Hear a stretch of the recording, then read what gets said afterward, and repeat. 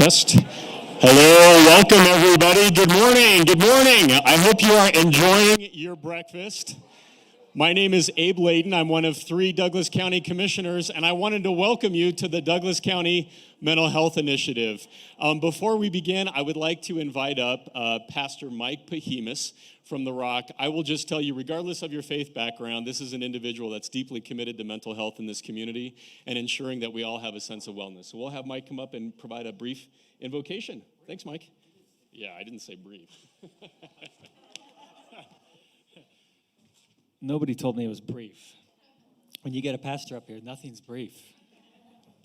So I'm just gonna start it off with prayer here, and I want to read.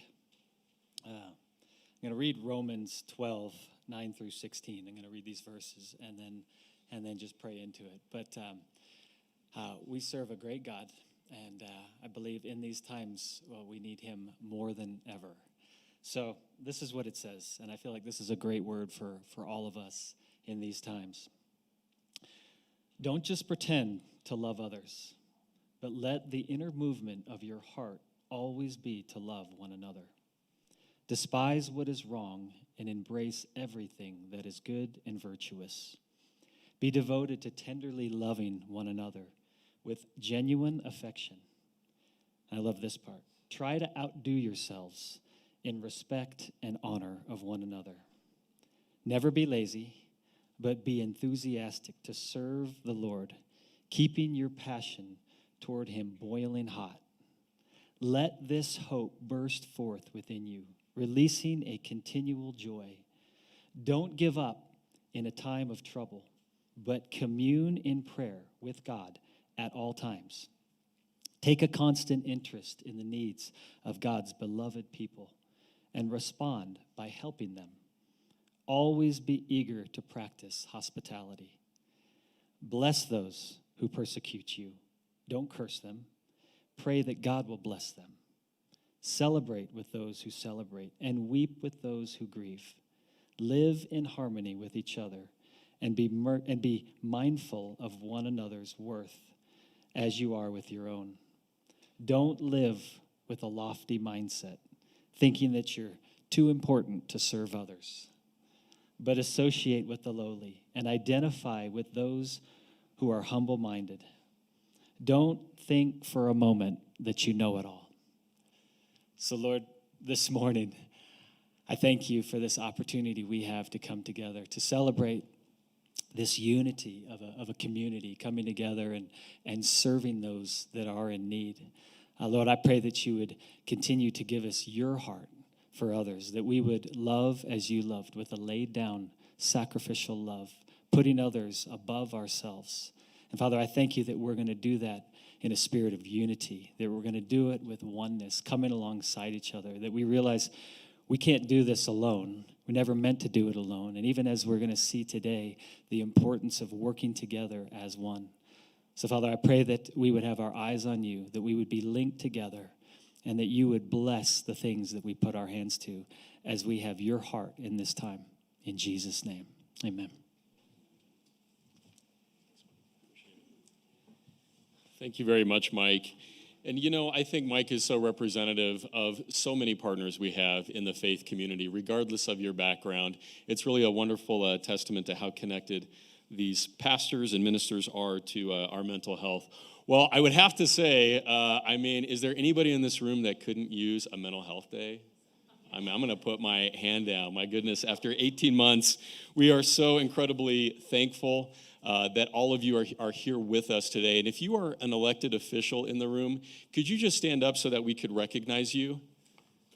Let's see, I think we have Coroner Jill Roman. We have our 2 commissioners. We've got Mayor Tara Radloff from Castle Pines, and we have Laura Hefta from the town of Parker. Let's give them a round of applause, guys.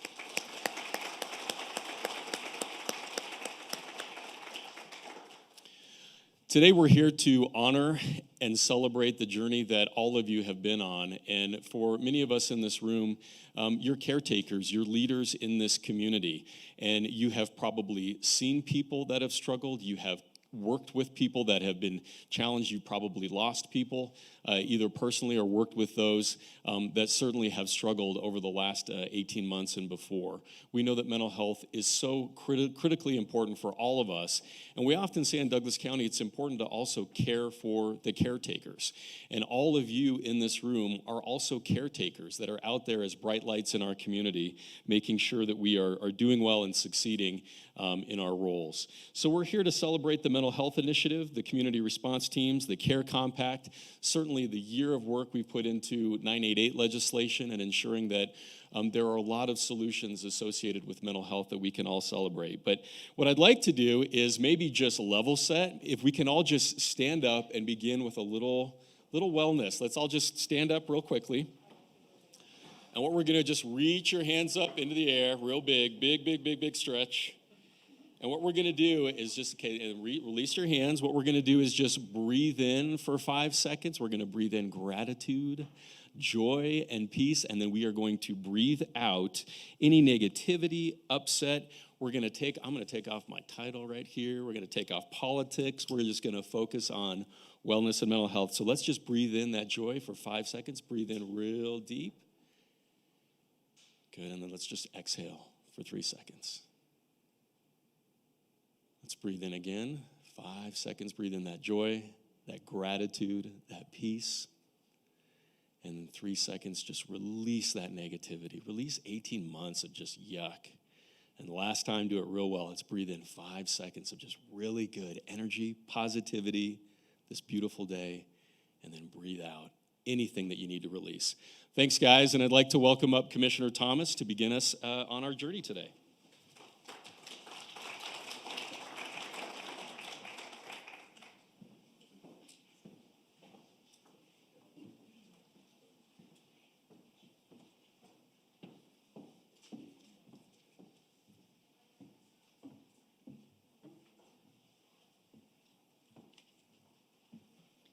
Good morning, everybody, and thank you, Abe.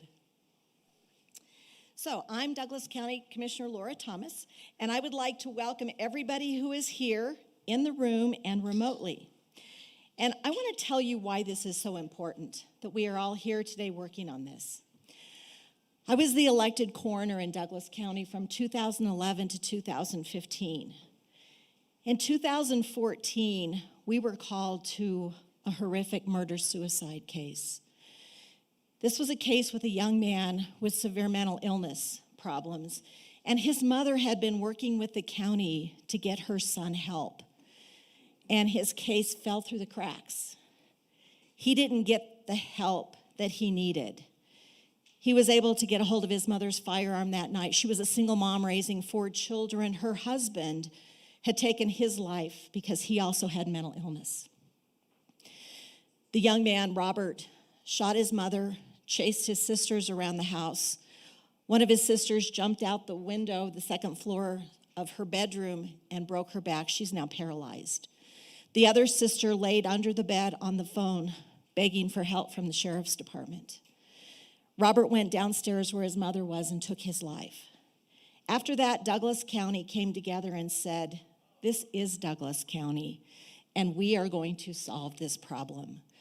Barbara Drake led the cause, bringing many of you here together to the same table. We have mown down silos, and we have 40-plus partners who are all rowing in the same direction because we know that there is help and there is hope, and that we can make people, we can show people the way so that their lives are better and the support teams around them have better lives as well. And all of you have proven that can happen. We know that the suicide numbers in Douglas County were lower in 2019 than they were in 2018. They were lower in 2020 than they were in 2019.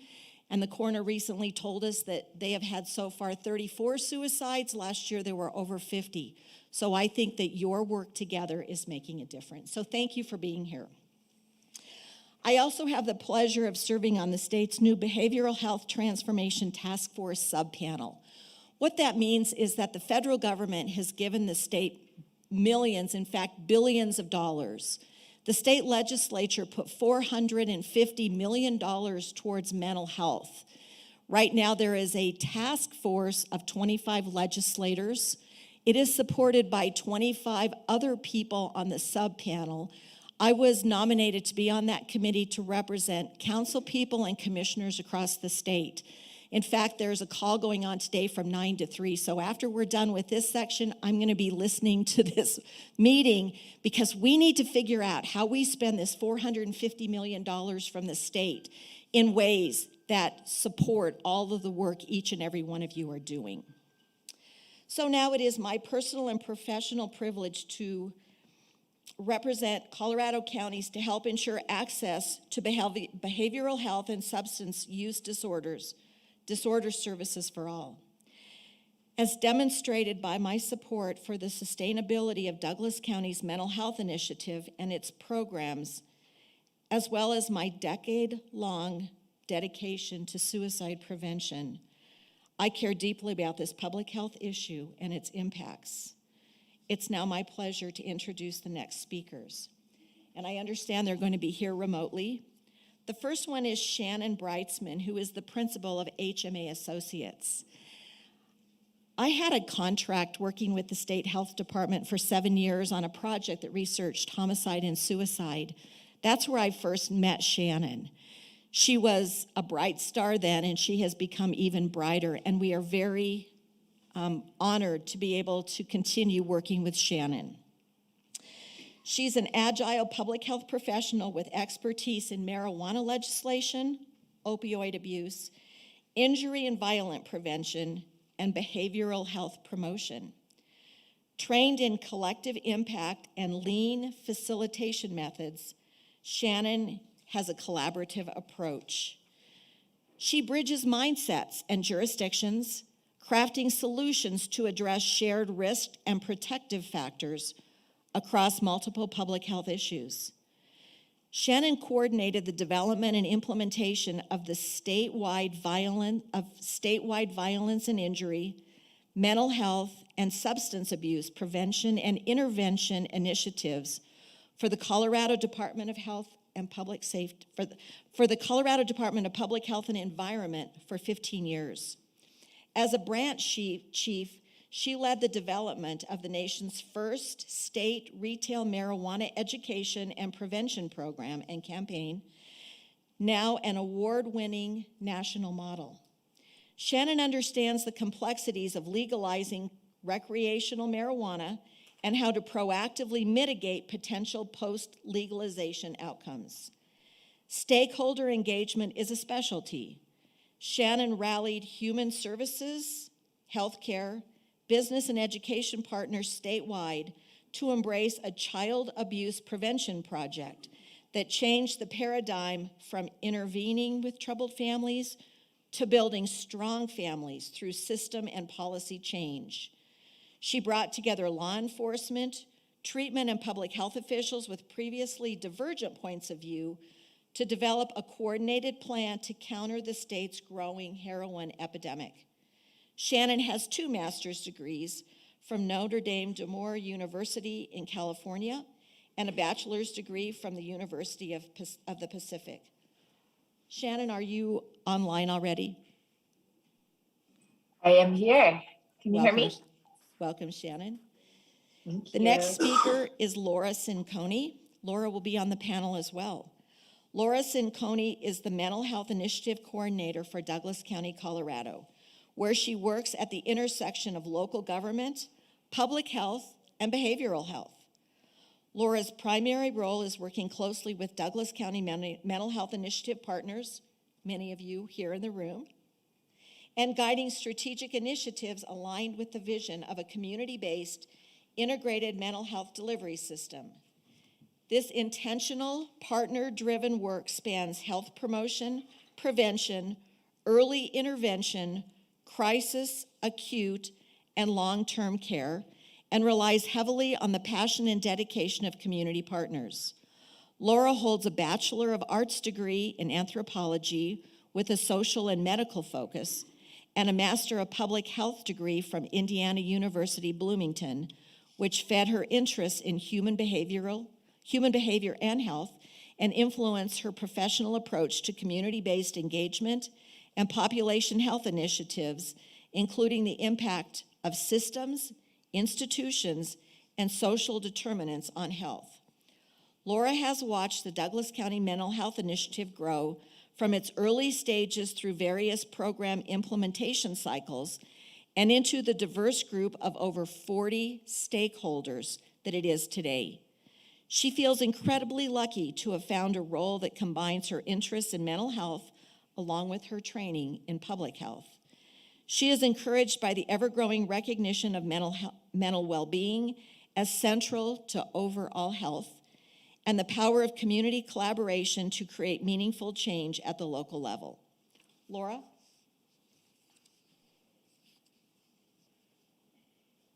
Are you online, Laura? I'm here. Thank you, Commissioner. Okay. So you two are going to be presenting together on your panel about the power of community collaboration. Thank you, everybody. Thank you so much, Commissioner Thomas. And I'm so sorry not to be able to be there with you in person. I had really hoped to be there, but woke up this morning with sick kids and the sniffles myself, and thought as a public health person, it's best not to show up in person and potentially spread something that we're not sure what it is yet. So I apologize not to be there. Can everybody see and hear me okay? I assume somebody will let us know if you cannot. To set the context for why we're talking about collaboration and the importance of collaboration, I first wanted to get into addressing the challenges of behavioral health and why collaboration really is key and critical, and not just the challenges, but really what are the opportunities in behavioral health. So let's go to the next slide, Laura. So, often when people think about mental health, they think about individuals with a mental illness. And I really like to show this model because this model, I think, really shows a more complete picture. It shows a dual axis of mental health. And on one axis, you can see one end that really reflects high levels of mental illness. So an individual with a serious mental illness. And then on the other axis, you see sort of low levels of mental illness. And then on the other axis, you see great mental health, so really flourishing with your mental health. And then on the other end, you see poor mental health, so sort of languishing or not doing well. And then the boxes, which I imagine are probably maybe hard to see or hard to read what's in the boxes, really just describe kind of what it's like to be in these different places along this continuum or in this model. And so what's important here to understand is that a person with a serious mental illness can experience good mental health because their mental illness is being treated, it's being managed, they're getting the supports that they need in the community. And then a person with no mental illness at all can be experiencing very poor mental health. And so, it just really reflects the complexity when it comes to our mental health and the needs that people have, and shows sort of a bigger picture of mental health and why it's important to have a full range of partners. Let's go to the next slide. And, we know that mental health problems are the single largest cause of disabilities in the world. Together, an estimated 20% of lost healthy days are due to mental illness, and globally, only an estimated 10% of people who need attention or treatment for mental health problems receive it. In Colorado, the picture is pretty similar. So according to the 2019 Colorado Health Assessment, 15.3% of Coloradans reported poor mental health, compared with 11.8% in 2017. Now, additionally, 26.9% of Colorado adults said that they or a loved one or a close friend had been addicted to alcohol or drugs in their lifetime. Mental health is as important as physical health in consideration of overall health. Poor mental health or mental illness increases the risk of many chronic physical health conditions like stroke or type 2 diabetes or heart disease. Similarly, the presence of chronic conditions can increase the risk of poor mental health or mental illness. So this slide here shows the continuum of behavioral health and where different partners might have a role along that continuum. Individuals can move along this continuum with regard to their need, and communities really should be equipped to offer programming and services along this continuum. So from community-based prevention programs and the promotion of good mental health, early identification of issues with mental health or substance use and early intervention, all the way through treatment, potentially residential services or acute care, and recovery and relapse prevention. So let's go to the next slide. And then I wanted to point out here, also in Colorado, there are, and this is true across the nation, this isn't unique to Colorado necessarily, but there are additional challenges along that continuum that have been very well documented, and significant reform efforts that you've heard about already this morning are underway in Colorado. You're going to hear about it even more a little bit later. Dr. Worthwine's going to dive into that. We've got a pretty fragmented system that we're going to do a lot to address. Workforce shortages, a lack of integration in a lot of ways. A couple that I'll point out around the integration of mental health and substance use treatment, as well as a lack of integration around behavioral health and physical health care. And then something that you hear over and over is just the stigma, not just the stigma of behavioral health conditions, but the stigma of seeking help for them. And that's just to name a few. I've got up there the links to where this information is. As I said, it's very well documented. So a needs assessment was conducted by HMA, and there are several documents related to that at that second link. And then the efforts of the Behavioral Health Task Force and the blueprint around behavioral health reform, that link is also provided there. Douglas County leaders have been really involved in these efforts. So a lot of thanks to Barbara Drake, who was part of the task force, the executive committee, and continues to be involved in the executive committee for behavioral health reform. Chief Duffy, who was involved in the behavioral health task force, and all of your commissioners are involved at the state level, providing leadership to the opioid settlement dollars that are coming. Commissioner Thomas and Commissioner Teal and Commissioner Layden providing a lot of leadership at the state level. And I know, HMA has been very involved in behavioral health efforts with the state.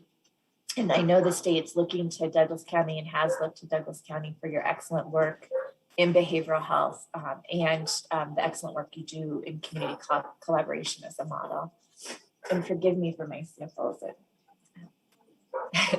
Let's go to the next slide. So, as I've said, mental disorders, poor mental health, along with substance use disorders, they play a role in poor physical health and chronic illness. Mental and substance use disorders, trauma, obesity, smoking, chronic disease, all of those things are linked. And although we don't commonly talk about them this way, many mental and substance use disorders are themselves chronic diseases. They're rooted in complex, interconnected, biological, social, and psychological risk factors.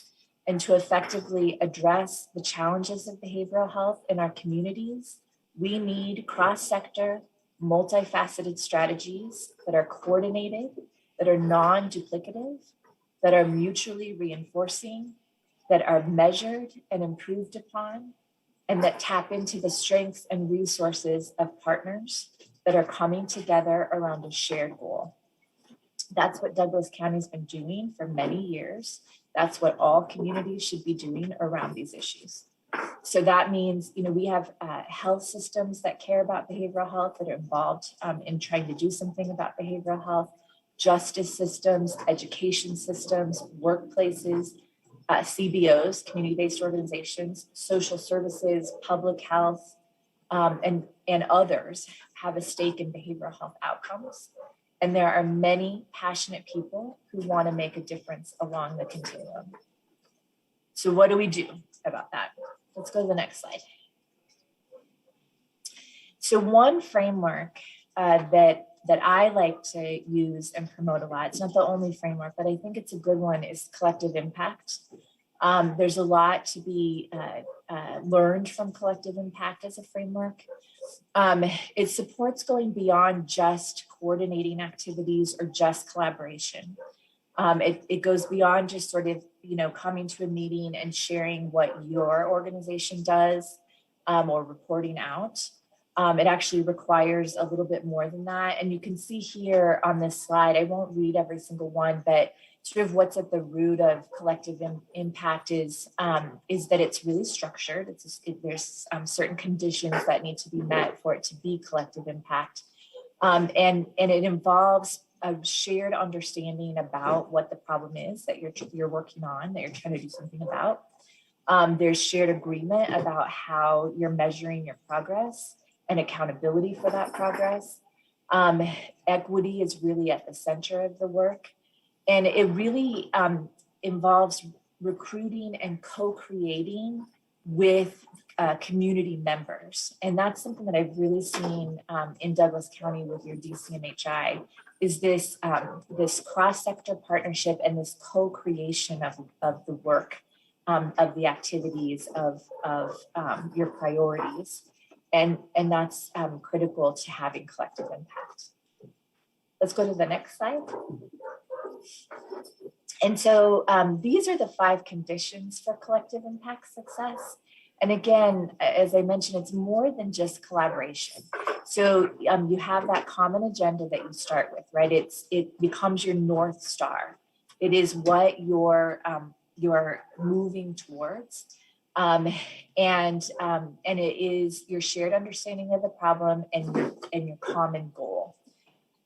You have a shared measurement, and it's not just measuring the outcome, it's measuring your progress along the way, and it's your shared accountability, how all the partners hold each other accountable for where you're headed and for the progress you're making. You have mutually reinforcing activities so that you're ensuring that what each partner is doing is not duplicating what you're doing, and that it reinforces what one another is doing, and that it best taps into the strengths and the resources that each partner brings to the table. You have continuous communication so that you're building trust, so that you're aware of what's happening and you're aware of what activities are being implemented. You're aware of how they're mutually reinforcing. That continuous communication is very important. And then perhaps most important is a backbone organization. In the case of Douglas County, that is the county. And man, they're doing an outstanding job just really making sure that things stay coordinated, organized, and moving forward. Let's go to the next slide. And so when you have that coming together, that strength of collaboration, that is centered around having collective impact, shared impact, you really move things from individual action, the success of one organization in the space of behavioral health, to really making significant system change and then ultimately population change. And that's something we're seeing in Colorado with the significant reform efforts that are happening right now. This is not just the success of CDHS or public health or the justice system or HICPUF. This is really going to be collective impact across the state. And we are going to see significant system change and ultimately population change. And that is something that you're also seeing in Douglas County. And so that this movement towards more significant change. Let's move to the next slide. So I wanted to share with you just some examples of effective collaboration. And really show you both at a large scale, at a national scale, all the way down to a local level. So this first example here is the overdose response strategy. This is at a national level. This is an effort funded by the Office of National Drug Control Policy and the Centers for Disease Control and Prevention. It's a collaboration across public health and public safety, which are two entities that are very, very different, right? And they came together to address opioid overdose. And what they found is that law enforcement or public safety really understood that they weren't going to arrest their way out of it, out of this issue, and that they were feeling very frustrated about having to respond to arresting or to providing naloxone to reverse overdoses to the same people over and over. And really getting sort of compassion fatigue around that. And public health really understood that they weren't going to be able to implement effective harm reduction strategies or prevention strategies without engaging law enforcement. And so these two sectors came together in a highly collaborative effort to share data, to share insights, to really look at trends in overdoses in order to develop shared strategies for addressing them. So it's a great example. A link is provided there if you want to learn more about it. In Delaware, another great example of multi-sector teams and cross-sector sort of strategies. CRTs are community response teams. They came together originally to set up what's called points of distribution to distribute naloxone to reduce or to reverse overdoses, opioid overdoses. And they've now expanded their work to include all kinds of things, prevention activities, education campaigns. And it's a ground up, really localized effort that engaged businesses or engages businesses, nonprofits, the health system, law enforcement, government agencies, individuals with lived experience. So it's a beautiful example of all kinds of partners who come together and regularly work together around the opioid crisis in Delaware. And again, a link is provided there if you want to learn more. Next slide. And then another example, also in Delaware, funded by the state, it's called the Community Wellbeing Initiative. Again, another great example of lots of partners coming together to address a really difficult problem. So this one was addressing individuals who were struggling with substance use, but who didn't access traditional services or formal services, and who really needed all kinds of support around social, economic, and emotional kinds of needs in order to successfully address their substance use. And so what this group did is they put in place community well-being ambassadors. And these were individuals who lived in the community, who came from the community, who could reach out to these individuals who were struggling as ambassadors and connect them to services. And they really had that built-in trust and could break down those barriers that were related to stigma around the system.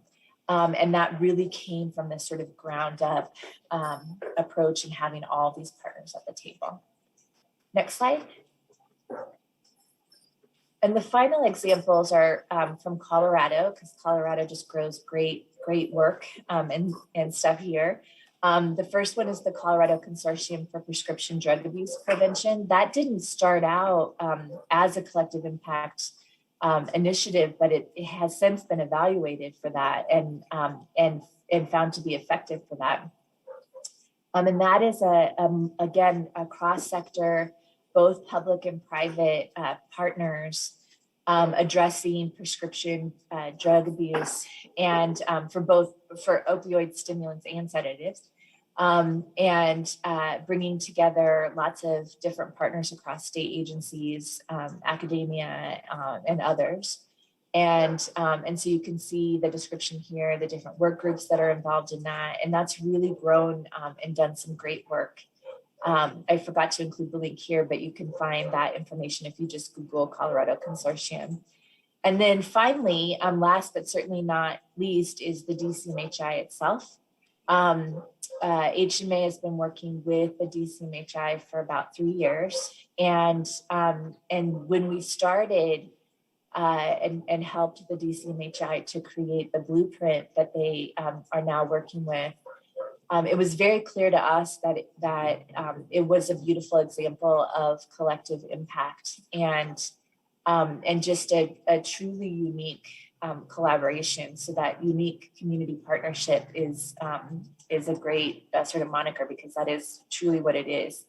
And really, to have a successful collaboration, you have to have folks who come to the table and leave their egos at the door, leave their agendas at the door, in service of the greater community good. And that is what is happening with the DCMHI. It is really just a sense of commitment to the whole continuum of behavioral health and commitment to the whole person's health. And when folks come to that table, that is what their commitment is to. So with that, I'm going to turn it over to Laura, who's going to tell you more about the DCMHI and that collaboration. Thank you.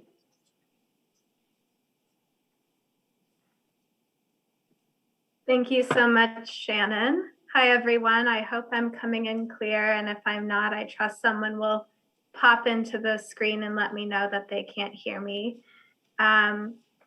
Appreciative of your introduction to models on community collaboration and how they can affect real change in communities and impact health outcomes.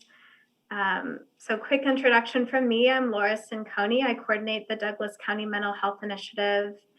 I had intended to be present today. Certainly wish I could be there with all of you, but life happens. And I'm very appreciative of the team behind the scenes who made a quick switch to allow this virtual option to happen. So thank you. And let's hop in. I'm going to talk a little bit about our model in Douglas County. So quickly, a bit of history. The Douglas County Mental Health Initiative was launched 7 years ago in June 2014 with the support and leadership of our county commissioners and county staff, following and in response to a few serious tragic events that happened in and around Douglas County, which Commissioner Thomas spoke about this morning.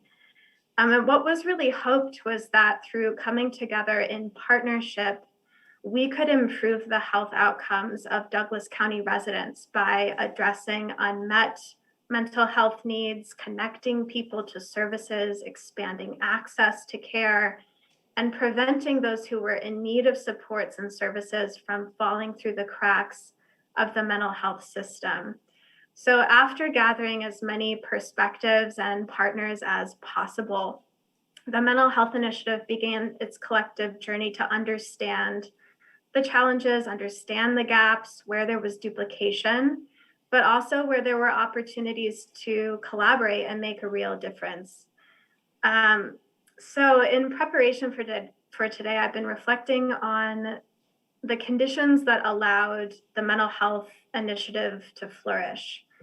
And so for this part of the story, I'm drawing on the experience of my colleagues who've been in the initiative since its early days. And so even though this may seem small, the process mapping that happened at the beginning of the initiative had real impact in the success of the initiative long term.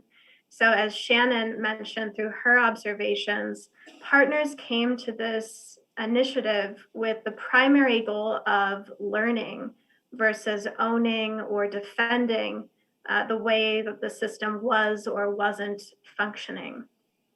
There was transparency, humbleness, openness, and a commitment to understanding the system as it was before making any effort at all to change it. We rely in the initiative on support from over 44 organizational members across 20 plus stakeholder sectors, which span health systems, the justice system, the education system, first responder agencies, payers, community-based organizations, social services, public health, and more. It's quite a diverse bunch of partners, but what we do have in common is an interest in improving mental health outcomes for Douglas County residents. And without a doubt, it is the representative partnership in the initiative that has been the glue for the past 7 years. So as Shannon described just a couple of minutes ago, we also use a collective impact model in the mental health initiative. So when it comes to partnership, we think and believe that all voices matter and are certainly critical to ensure that our efforts are supportive of one another, both by reducing duplication, but also so that we are effectively leveraging the talents and strengths of each partner organization.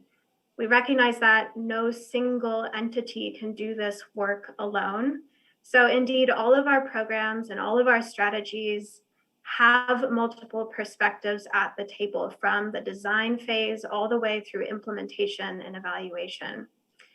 Since its beginnings, we have had a keen eye towards breaking down the silos of communication or those parts in the system that put up blocks on communication.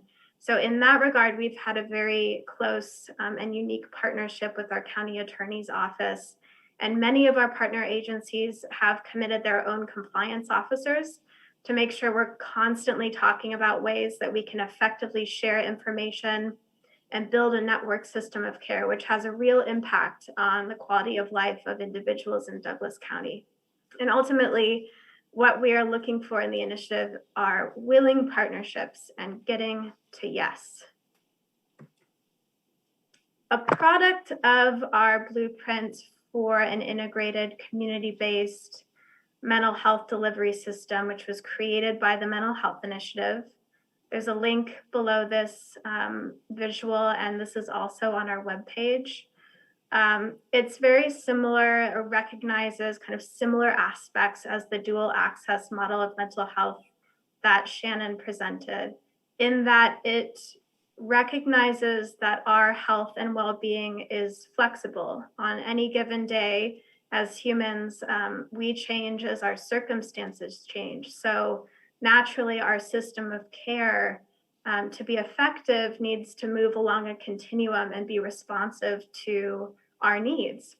So our collective work is not just about crisis. It's not just about individuals living with mental illness or substance use disorder. We are also focused on the community-based work, the preventive health promotion activities. We care about primary care. These settings play a major role in identifying behavioral health needs through routine screening and can assist in connecting individuals to early intervention support. And we are focused on crisis, on acute care, and on specialty behavioral health supports and recovery. We operationalize our multifaceted, faceted coordinated strategies outlined in our blueprint through our governance structure, which you can see here. We're guided by a common vision, supported by the broad mental health initiative. Our strategy is guided by the steering committee, and our work groups are really where the rubber meets the road. And these align with priorities outlined in our blueprint, which are creating a network system of care, rebranding mental health and substance use, interventions to address gaps. And our steering committee has taken on the big heavy lifts of workforce and policy. So I wanted to share a couple of examples of how some of our core programs are creating system change through our model of collaboration and the initiative. And the first is the Community Response Team, or CRT program. The revolving door of crisis through the 911 and emergency medical system was a gap identified in our early process mapping. And from that, the CRT was born in 2017 as the first program launched by the initiative. To date, our teams have served over 4,000 individuals in Douglas County. They have diverted over 1,000 crisis encounters away from emergency departments in favor of direct placement to inpatient facilities or crisis stabilization units. Or many people are even able to remain in the community or at home with safety planning and follow-up. Jail has been avoided in over 500 cases, and collectively nearly 4,000 first responders have been relieved from the scene of a crisis and sent back into the community where they can protect the public's safety.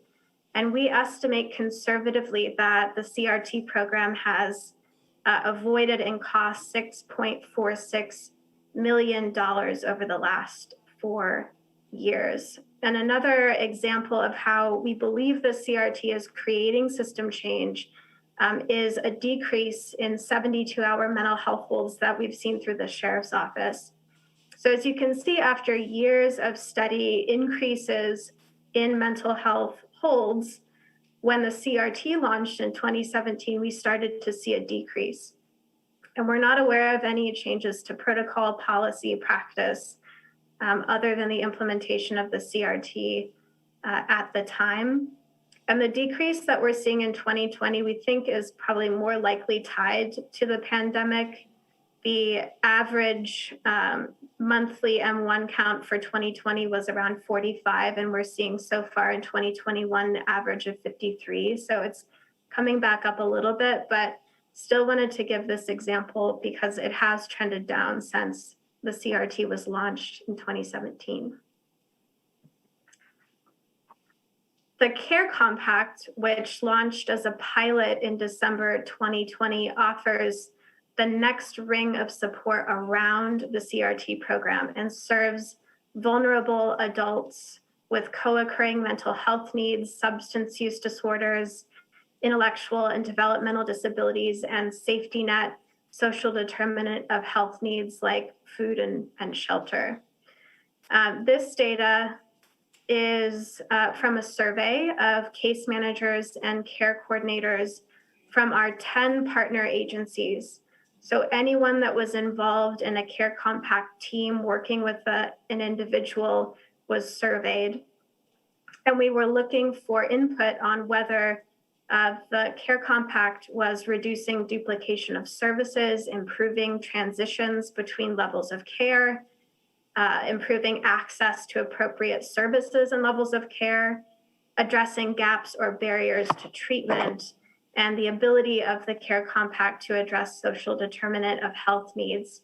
And we can see that in all cases, the majority of respondents believed that the Care Compact had a positive impact on streamlining coordination of care.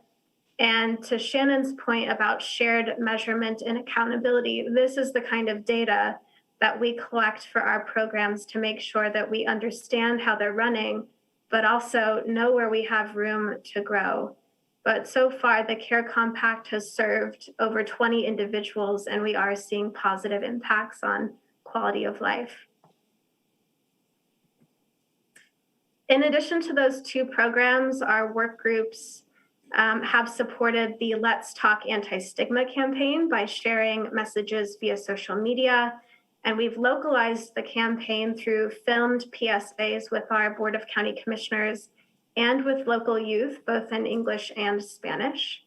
And a working group of the initiative created a web-based app, which creates an access point for information, self-screeners, health assessments, and treatment and support services in mental health, substance use, intellectual and developmental disabilities, and general well-being. All of these resources are categorized by age group, and they're all age appropriate. And we are currently focused on a pilot with youth age 13 to 17. So again, in reflecting on what I think makes us so unique in Douglas County, why our model works, these are a few things that come to mind for me.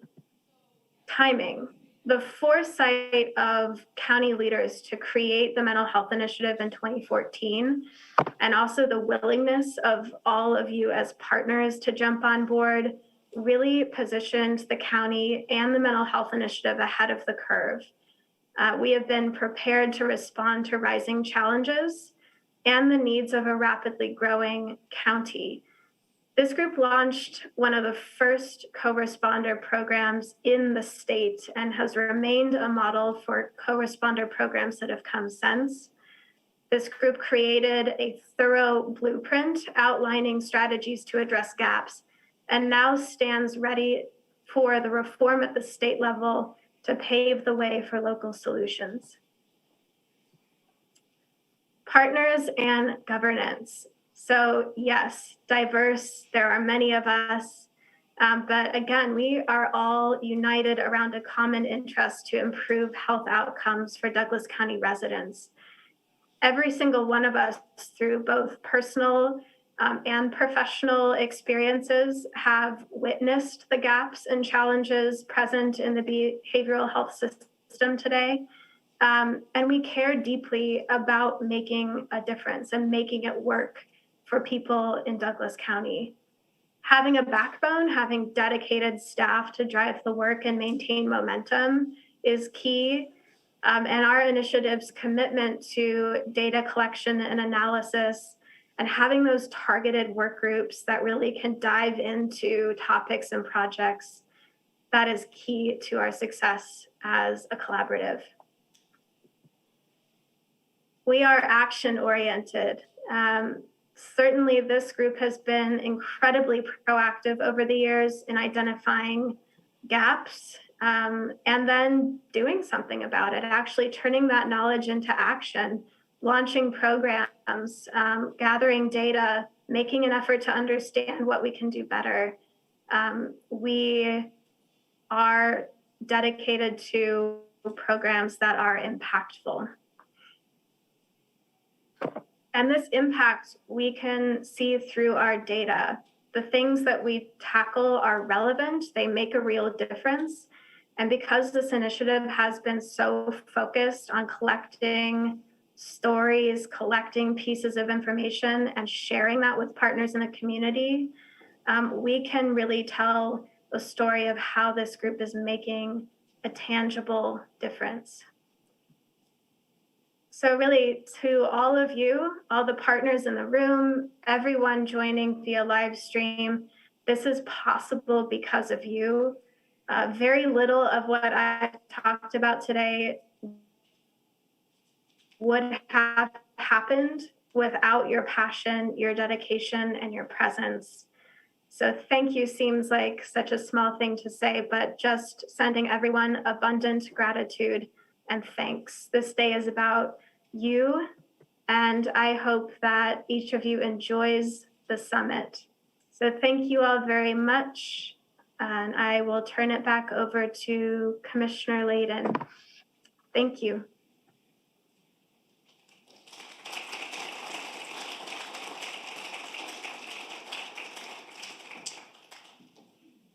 Me to use this microphone. Hopefully this is the right one. Carrie, where are we at? Okay, good. Well, I wanted to thank Shannon and Laura. I mean, they're being incredibly humble, but that partnership with everybody in this room and in Douglas County has become not only a regional model, but a statewide model for the way to deliver mental health services. I'm really excited to share a special guest who's here with us from the state. But before I do, I wanted to provide a couple of introductory comments around behavioral health and part of the journey that the county has been on this last year.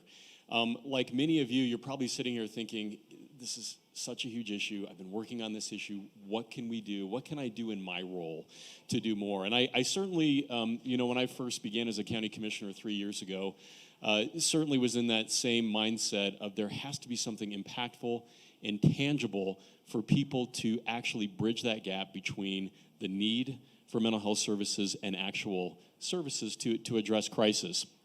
One of the initiatives I mentioned to our county manager, probably my first week in office, was the opportunity to potentially have a 3-digit mental health line in our county. And at that time, we had the text-to-tip campaign, Safe to Tell, which are absolutely fantastic. But oftentimes in my mind, I was thinking, is there a way for people to access mental health services immediately? We have 911 when there's an emergency, and we have phenomenal members of law enforcement that can get out in a crisis and address those issues. But mental health can also be a significant crisis. We all know that. How do we reach resources in those moments of true desperation?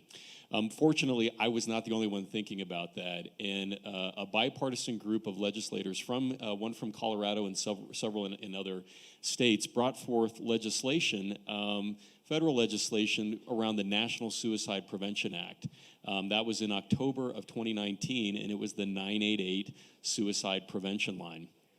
That flew through Congress, and there's nothing better than a win-win that's bipartisan that everybody can support. So there were a couple of challenges associated with that legislation, but it did go through with some success. Once it did, it was up to the states to actually implement that 3-digit line. So all 50 states had to address their own statewide legislation to make sure the 988 line was up and running. Now, one of the wonderful things about Colorado is we're one of only 2 states that already has the infrastructure for crisis services. We already have an 844 number it's through Rocky Mountain Crisis Partners, which is run by Bev Marquez, which is just absolutely phenomenal. But how many people in this room, you're all professionals, raise your hand if you can rattle off, a crisis line off the top of your head. Anybody? We got a couple here too. I'm hoping that everybody in this room will be able to remember 988, just like they've been able to remember 911. But this last year through Senate Bill 154, it was sponsored by Senator Simpson, Kolker, Representatives Cutter, and Soper. That passed through to allow for an enterprise fund in the state of Colorado.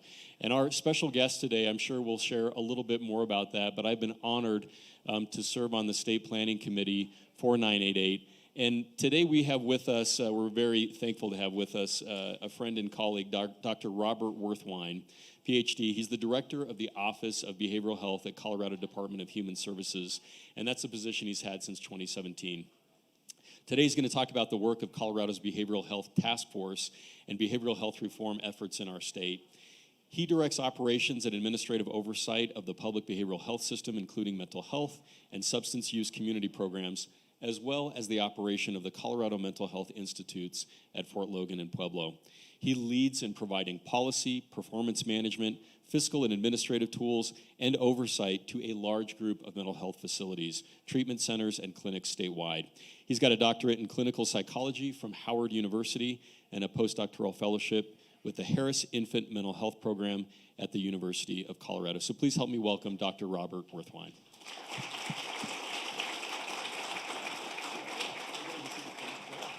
Thank you. Thank you for the introduction. I'm going to move over here. Are these? It's going to cause feedback if I move over here. Does anybody know? Why don't you, I'll join you.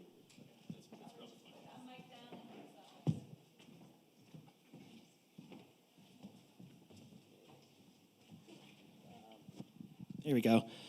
So thanks for the introduction. A little funny story. I may be overseeing the state behavioral health, but I cannot oversee my calendar really well. When this got updated, I forgot to change the address to Pace Center, and I showed up at the administrative building in Castle Rock this morning, even though I live right down the street. I was just so I can manage the Office of Behavioral Health, but not my calendar. So my assistant always reminds me of that. This is what happens when I manage my own calendar. So thanks for the invite.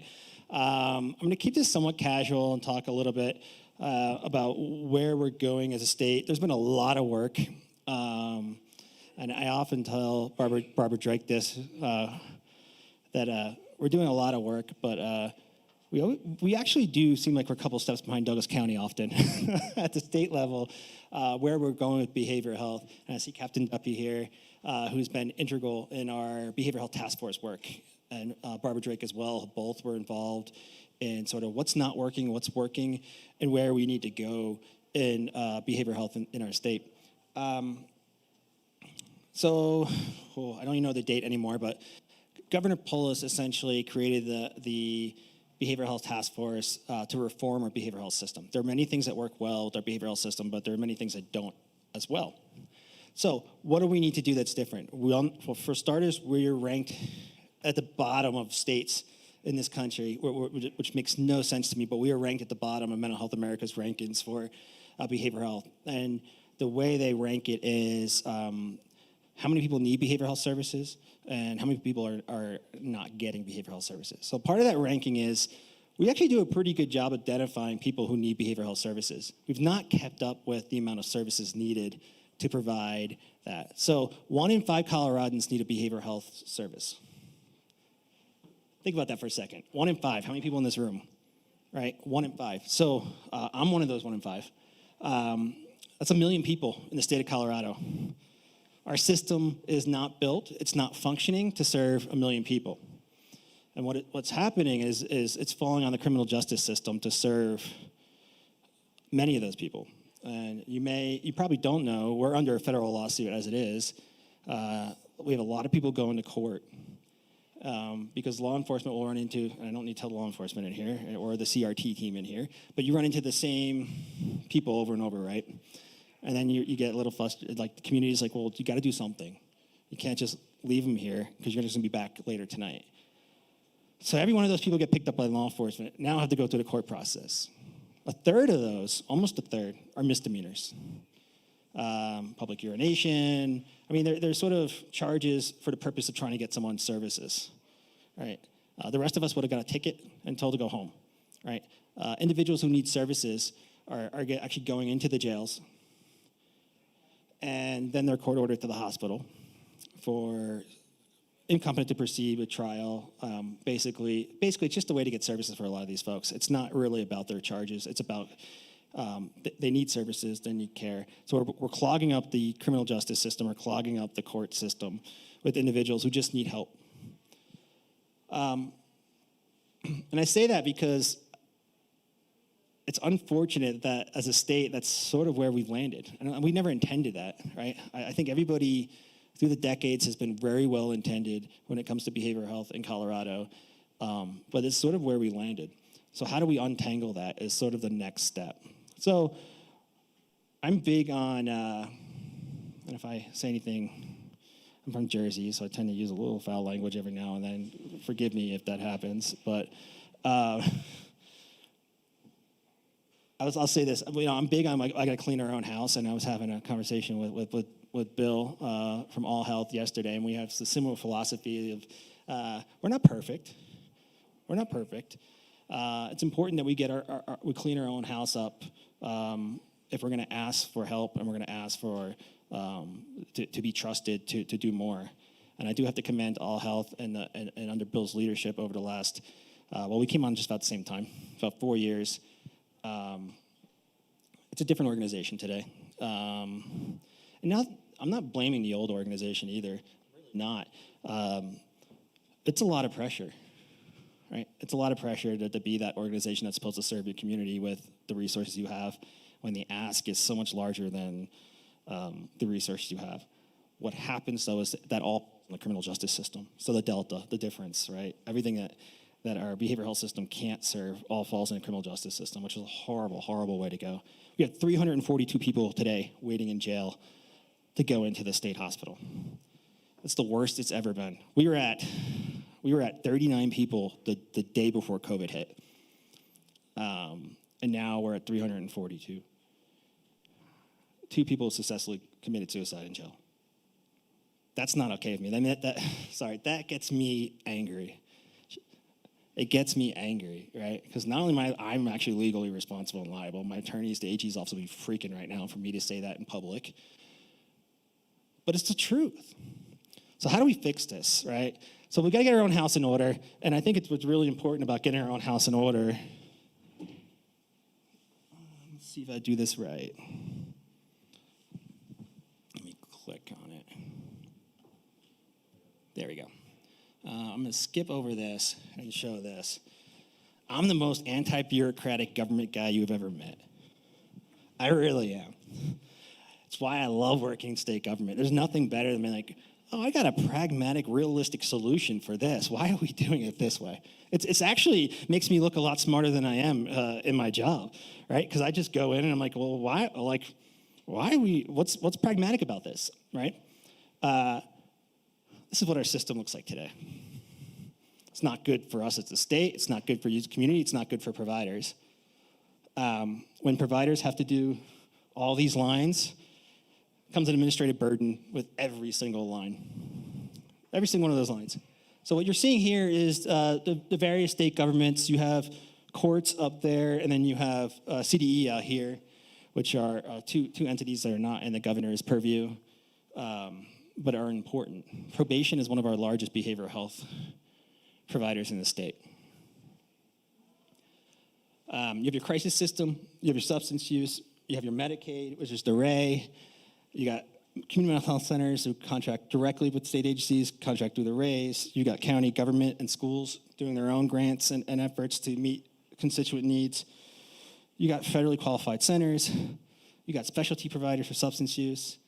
And you got private providers over there. This doesn't work. And we hear from, I'm sort of preaching to the choir here. We hear from all our consumers the same thing. They feel this. They feel this. So we're failing them. You know, during the behavioral health task force, we had a realistic, we had a consumer story from a mom that exemplified this. She had a child, they're in Eagle County, had a child who had needs, wasn't getting met, got worse, eventually needed to be put in inpatient at Children's Hospital. Needed to be discharged. Denver, Eagle, not close to each other. Had to start all over with a new provider in their community.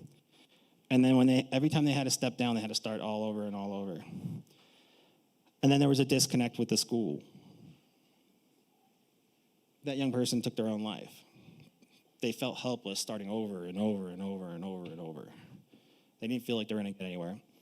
So how do we fix this? We believe the first step is the Behavioral Health Administration in the state of Colorado.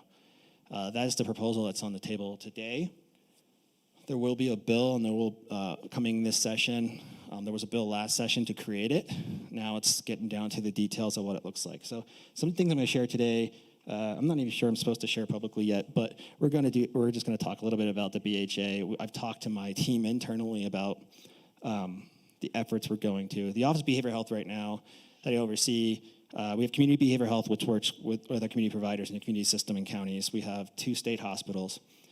And then we have the Division of Forensics. That's we're responsible for not guilty by reason of insanity and those that are in courts, that are held up in courts with mental health needs, and where we're at with that. So what we think is we do a really, really bad job, each one of these agencies, trying to solve behavioral health by themselves. Not only do we really do a really bad job between each other, we do a really bad job working with our local communities on solutions. So we're all trying to find our own solutions. That's not good. That's not a good use of taxpayer dollars or efficiency of government.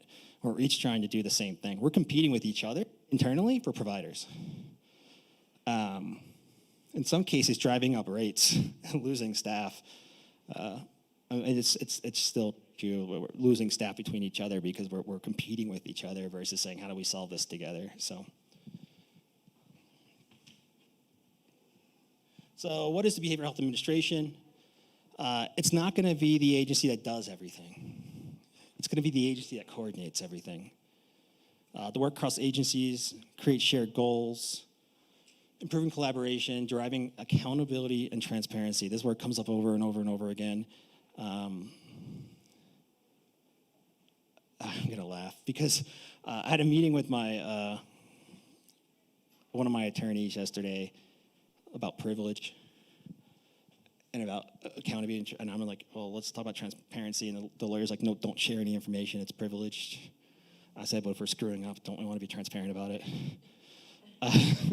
And she said, no, we're going to get sued. And I'm like, well, if we're screwing up, should we get sued? They hate me. They really do. And it had to do with the hospital, and it had to do with our staff. You know, we have patients who make allegations all the time, and There's an investigation that goes into it that the staff don't get to see the report or the investigation findings, but then they could be held responsible from a personnel standpoint. And I'm like, well, that doesn't seem really fair to our staff. That's a horrible culture. And she goes, but you don't want to share, you're going to get sued. I'm like, well, if we did something wrong, we get sued. So be it. So that got pushed up and up at the AG's office about, we can't let Robert do this. I'm like, why not? What are we hiding, right? Again, bureaucracy. I'm the most anti-bureaucratic person you want. The commissioner's shaking his head, yes, but if any of you did that and the county got sued, he'd feel very differently. Maybe. I know you do. I'm just joking. I'm joking. So in doing so, the transparency thing's really, really important. We're not fooling anybody. It's not working. And when it's not working, it's clear it's not working. We're not fooling anybody. So why not just be really open about it? And why not share the accountability? Right? It's no single person is sitting there saying behavioral health's not important. Why not share the accountability? The question is, how do we do that? How do we do that going forward? So transparency and accountable system in place is really, really important. I'm really big on data. I'm really big on data being on websites, not government-designed websites, privately designed websites, which function a lot better. When I was over child welfare, we did the same thing. We put all the county data, and the counties were not thrilled, but we put all the child welfare data on the website, and they're like, oh man, the reporters are gonna come, they're gonna get all worked up. What happened was the reporters no longer had a gotcha moment. So the media requests actually went down. They actually were like, well, how come you didn't? I'm like, well, we told you about this website. It's been there. That data's right there. So there's no gotcha, which to a lot of the reporters is like, oh, this is boring. I'm not going to go down this. We actually saw media go down. So I'm hoping behavioral health the same way, because if you've been reading the Colorado Sun, the Gazette, the Chieftain, 9 News, or whatever news channel you want to put on right now, we are everywhere with behavioral health. We're everywhere where we're failing. But nobody here is probably surprised. I'm not surprised. When COVID hit, I was just like, oh, this is just going to put a magnifying glass on what's not working. And that's what we're seeing. The BHA will provide an opportunity to streamline our overall system. So we need a state strategic plan. And there's something we're working on now is not just a state strategic plan, but we're investing our dollars at the state to have CHI go around to local communities regionally. And if we can get a little more funding, we'll do it by county as well, to say, here's the complete continuum. For every 100,000 people, you should have X outpatient, Y inpatient, Z step down, this much invested into prevention. And we should go in every community with this sort of template. And then we could say, where are you green, yellow, or red on this continuum? Because while Douglas was one of the early ones to invest in behavioral health as a county, more counties are coming on board with mill levies and other ways to invest, using ARPA dollars to invest into behavioral health, the opioid settlement. My one fear is that we're all going in different directions, and we're not building a sustainable system, right? So the BHA is going to help with that. And we would like to create this template. We're not going to tell you how to do your community response. We'll say community response is an effective, needed part of the continuum. Do you have the right level of resources? If you're going to invest X dollars, here's a map of how things are going. So that's where we want to go with that, so that we're sort of investing together. And it's not all talk either. When the crisis system was first started, and it was created in a rush after the shooting in Aurora, the current crisis system was put in place after that.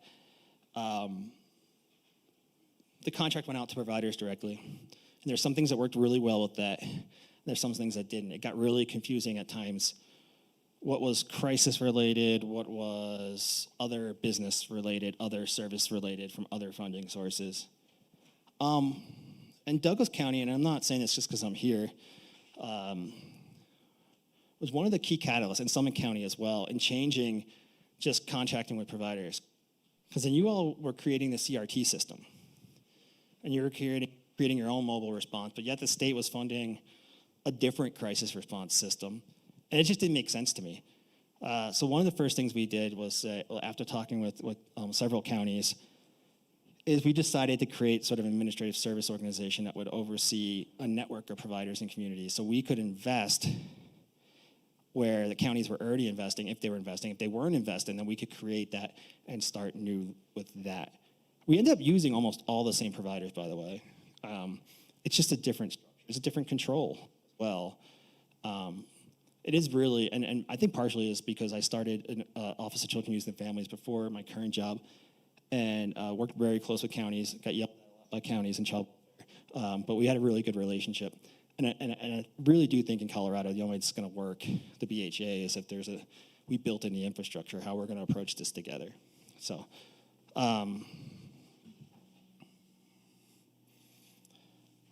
this is stuff about payments across systems. I'm not going to really go into that. So this is the stuff that's not fully public yet, but it's no surprise, right? So we have our staff, our commissioner that the governor is going to pick. That's going to be a cabinet member. So there's authority, there's influence, there's ability to pull the trigger. Right now, if you got a complaint about behavioral health, whether you're a consumer or county, whoever you are, you got to figure out what your payment source is before we can help you. You got to figure out whether it's healthcare policy and finance, if it's OBH, if it's child welfare, if it's CDPHE. You got to figure out your payment source, or I can't help you. Right? That's going to change, right? Because then it goes up to the executive director, and the executive director to the governor's office, and then they all talk about, well, which one of it is it? Who is it among us? In reality, it's all of us. So there's no ultimate person, and I like to tell legislators, by creating a commissioner, you got someone to yell at. You know who you're yelling at. You know whose phone number you got to keep to make that phone call and say WTF. But we can't let the departments off the hook either, right? Medicaid's still got to be responsible. They got to own some of the solution. I'll tell you that wasn't always the case. It's been the case with the creation of task force, now the executive director of Medicaid, who cares deeply about behavioral health, but you would have never known it before. But now that she's involved in this group that's supposed to come up with solutions, it's coming across. And then solutions are happening. We're getting the right rates for behavioral health care, right? In child welfare and other areas, we have kids with very complex needs. We've been placing them in residential settings that are not equipped to meet their needs. So no wonder they're failing out. No wonder they're running. Because the rates that we're being paid were not enough to have the right staff, the right clinicians. So they fixed those rates. That matters. That really does matter. And I'm not, money is the last question I always ask. But money's right next to the word sustainability, right? I mean, it's only sustainable if you can fund it. I mean, I don't think anybody here is working for free. So that has to be that sustainability part. The last part's really important. We tend to do work groups and advisory councils as an ad hoc thing a lot. We need consumer input. We need county input. Let's put a group together and ask them what their thoughts are. We got to build it as part of the infrastructure. We need a continuous quality improvement feedback loop by region, by county, what's working, what's not working. So we know if what we're investing in is working and not working. And we got to take our pride and throw it out the window. That's the hardest part. I gave a speech at the National Council of Addiction Disorders, and I'm glad that the governor's office wasn't there because I talked about we don't like each other. Providers in state, we don't like each other. We do when we have coffee or whatever, and we get together and talk, but day to day, we're immediately at this distrust point and this defensive point, but we're both well-intended, and the problem is that the feedback loop is really broken, and that trust is broken. We need that continuous feedback so that we're making the right changes, but we gotta both let our pride go. And the thing, and I bring this up because I have this with my team all the time, my staff, it can be hard because, you're busting your ass, you're working a lot, state employees don't make a ton of money, every media thing is your fault. So then you start getting defensive and you start being like, I'm doing everything I can, it's not me, it's you, right? That's our human nature defensive sort of, I'm in a corner, I'm now in attack mode. So my pride is getting in the way. Not in a negative way, we all have pride, right? It's what else do you want me to do? I've been feeling like that the last couple weeks. what else am I supposed to do? I'm working 12-hour days. I'm doing what I can. And I always have to catch myself where I'm on the defensive to not go the other way and say, okay, you know what? I know I'm exhausted, but I'm still doing X, Y, and Z. I could do X, Y, and Z better, right? And letting it go. I have a really hard time with that when they're my ideas. I have something that's the idea and I'm really pushing it hard. And one of those was care coordination. So about a year and a half ago, I really pushed hard on a state overseeing care coordination infrastructure system. And we got a lot of feedback from people. I got 5 minutes. All right, cool. We got a lot of feedback from people that it's not working, and we already do this in the community and things like that. And I had to let it go. It was hard for me. I had to let it go because I designed the whole thing. I'm sitting up at night, even came up with a logo, all this stuff, right? I was really passionate about it, but I had to let it go. And now what we're doing today is we're going to invest in the technological infrastructure for care coordination and only provide care coordination where the person doesn't have it available to them, right? That's the goal now. That's where we shifted. Creating a gateway of information for consumers by community. I mean, Google does this with restaurants. That's my end goal, right? Is have a Google Maps, but a behavioral health maps, right? Same thing. Outpatient therapy, click it in, zip code, who's available, and consumer input. You ever use Yelp for restaurants? Almost all their information comes from people that goes to the restaurant. We should be secure enough and comfortable enough to say, why can't consumers put information so other consumers know their point of view? It's a gamble, because I'll tell you, if I'm feeling depressed, I think everybody sucks. And I go on Yelp, and I put, you suck. Right? So probably a giant disclaimer on there or something, right? But it's important. You know what's the most important thing of that is this provider's in my network. I called, they're not taking clients, FYI. They're not taking new clients. This is like the $1 million question we can never solve is, and everybody's like, it's too hard. And then somebody told me this, one of the other executive directors, I'm not gonna mention it, don't take that problem on. You think nobody's ever been able to solve it. Don't take it on about the whole list of providers that take certain payment sources and they say they're taking new clients and you call and they're not.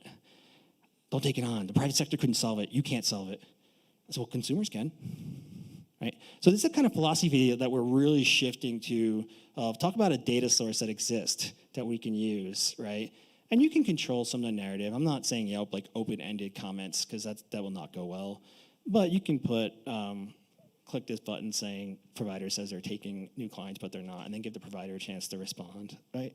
So since I'm running out of time and I could talk forever about this stuff, I don't think I have other slides that I want to touch on because I want to make sure I answer questions. Yeah. The BHA will start July 1st, 2022. It's not going to be complete July 1st, 2022. It's sort of phase one of multi-phase approach. So that's where we're at. We're really, how do we get to a continuous quality improvement process where the counties are feeding up information, we're investing in similar things, where both sides are happy with what they're investing in, and how are we all accountable at different layers? So I brought up the crisis system earlier because, and I think I got on a little tangent and went off, but I'll go back to that. When we created the ASOs, there were some people that were not happy, and the reality was, though, we were taking the information from the county and say, I don't want to invest, and Douglas County was the perfect example. I did not want to invest in a crisis mobile if there was already a mobile team available. How do we invest in things that are already working? And I think that's where the BHA has to go. We may disagree. We're going to disagree on what those investments are.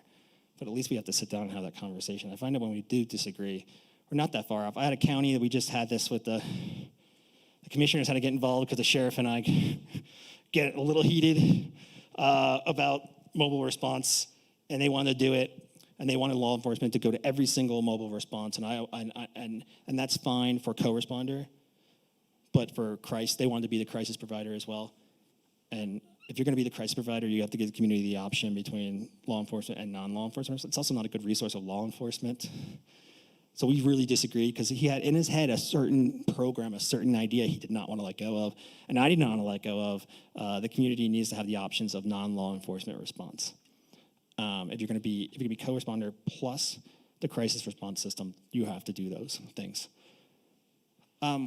It found that we weren't that far apart, and we just needed a conversation. So because all our things were through email, so we just needed a conversation. We both ended up getting what we needed at the end, and ultimately that's typically what it is. It's finding that time and space to do that, and that's what the BHA is really. So one of the benefits of the BHA is they're no longer going to see the state hospitals because those are fires that sucks all my time every day.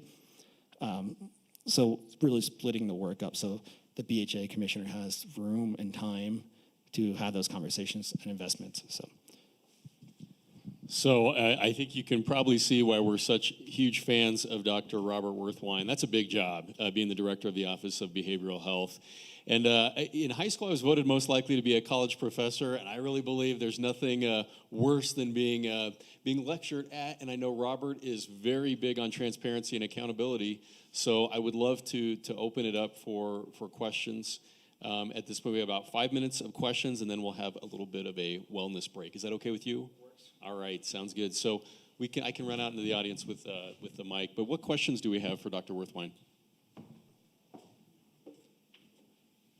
Can't have none because the group that has none is the group that's like emailing behind my back. I know. Curtis Hannock, Douglas County Healthy Youth Coalition. I think you can hear me. Just got a question. As our single state authority, according to SAMHSA, I spoke with our project officer, and he had let us know a few weeks ago that there is a large amount of money that's coming down to your office that's going out for primary prevention. And our coalition members want to know where that's at. And we can, according to what we've heard, that it could only go to existing programs or existing grantees. So, our kids, our families are struggling right now. And we're 2,000 to 10,000, depending on who you ask, clinicians short. We can't fill positions to take on counselor and therapist positions in our schools. What are we doing on the primary prevention area where least cost in the upstream? So where's this happening? Where's the money? Because we need it. Yeah, so we did receive a one-time increase from block grants. It is going to the current prevention providers that are a part of the block grant. And I will actually follow up. I mean, it's not something I've been keeping close tabs on. Current OBH grantees, because you're our single state authority, it should be all grantees in the state, right? It's current programs that are being run, expanding their access. So that is the goal, because the time to spend the money isn't long, and the time to get the money out the door. So if you've ever worked with the state, for us to send it out to new people would be a 6 to 8 month wait to get that money out the door, because that's what procurement takes. And honestly, things are moving slow. We received, getting $500 million money is great. Being able to get it out the door with no new resources doesn't work very well, honestly. And we have a 25% vacancy as well, like many people do across the board. So unfortunately, it's going slow, and I hate that it's going slow. When you talk about money with the state, it is extremely bureaucratic. There's not, unless it's in law where it waives that we could just hand money out, it has to be either going to an amendment to an existing contract, or you have to build a whole procurement process. So that's where we're at right now. So there are several programs, and I can't list all of them off the top of my head, under the prevention grant. Now, one thing is going to change with the block grants is a permanent carve-out.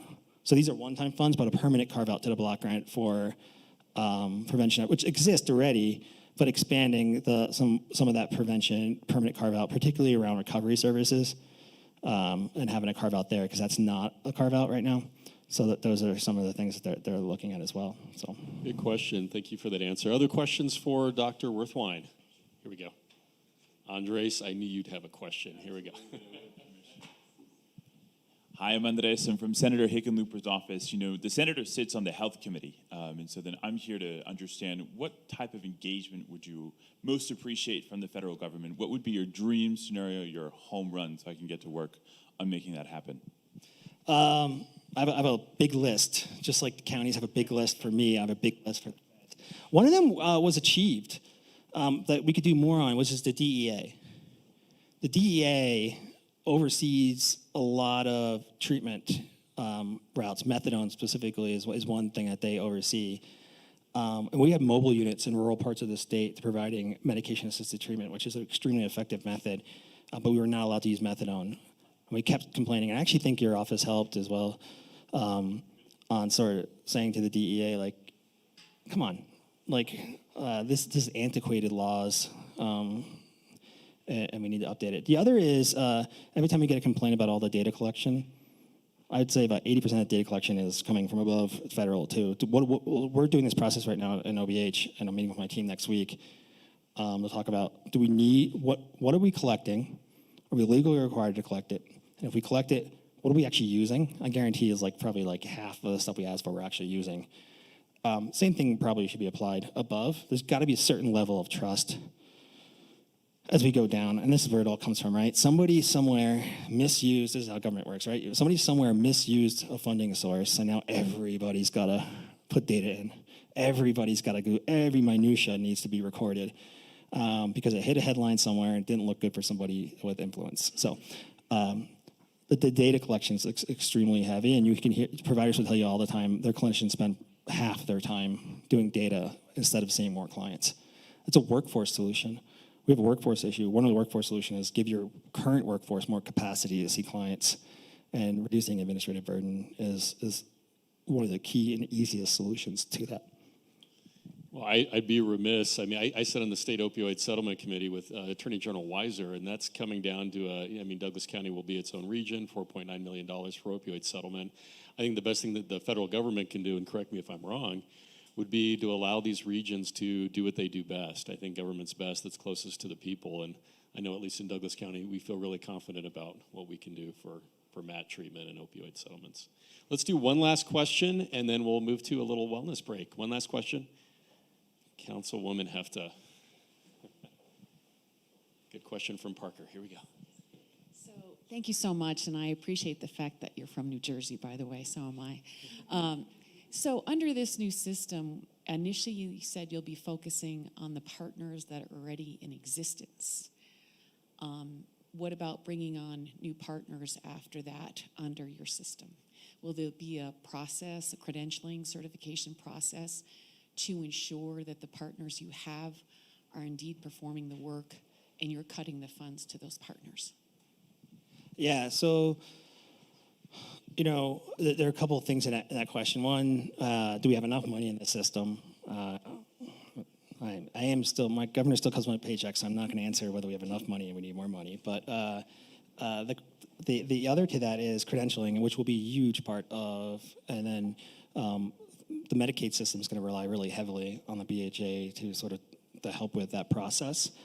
And then Senate Bill 19222, it was created, and it basically said, how are you going to build a more robust network of providers? We need the providers we have, and we need to invest in the providers we have. We just can't be close to the idea that we can about expanding that as well. We also need to pay the right way our current providers. Right now, we do this rate thing, and it doesn't really work because we really need to do like a bundled rate, like for somebody who's homeless and mental health and this and that, right? Putting a sort of a higher rate that's bundled together for certain providers who are equipped to do that, to get that rate. And then we need to look at our cost control. So the rates that are set right now are basically cost reimbursements for the most part. A company comes in and establishes cost. I say this all the time, but there's no expectation of cost control, right? So this new way will, I think, will be a little more balanced in that sense that there's a little more cost control as well. So, thanks for that question. How about a big round of applause for Dr. Robert Werthwein? Robert, thank you for being with us. Thanks a lot. All right, well, let's stretch, take a 10-minute wellness break. There is a mental health art display out in the hallway if you'd like to take a peek, and then come back and join us in about 10 minutes.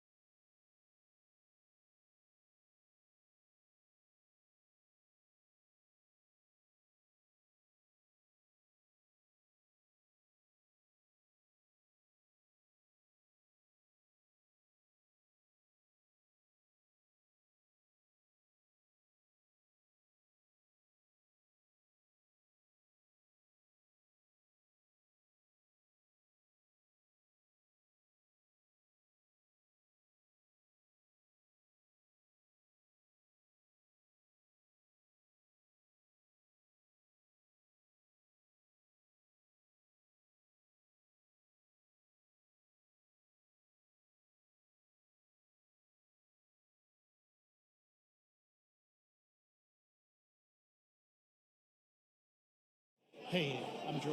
Nice to meet you, George. Ben. Ben, excuse me. Yeah, no problem. Pardon me. I even have notes that say that, and I still got it.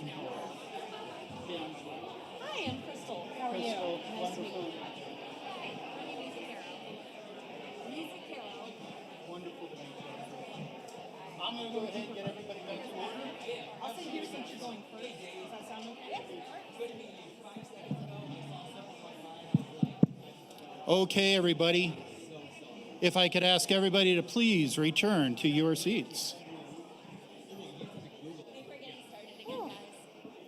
Don't worry, we'll lock the doors after this session, so the person you're talking to, that you want to keep talking to, won't be able to leave. It'll be great.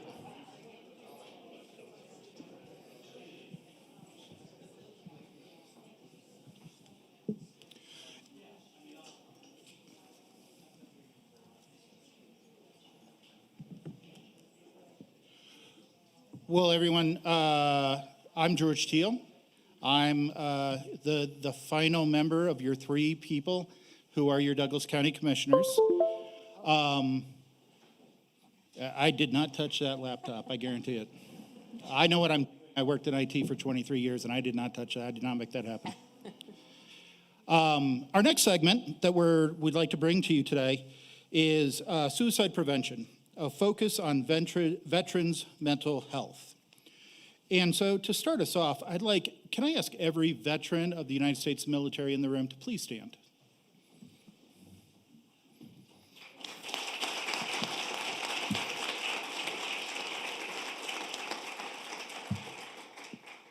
I know I was standing, but I get to stand too.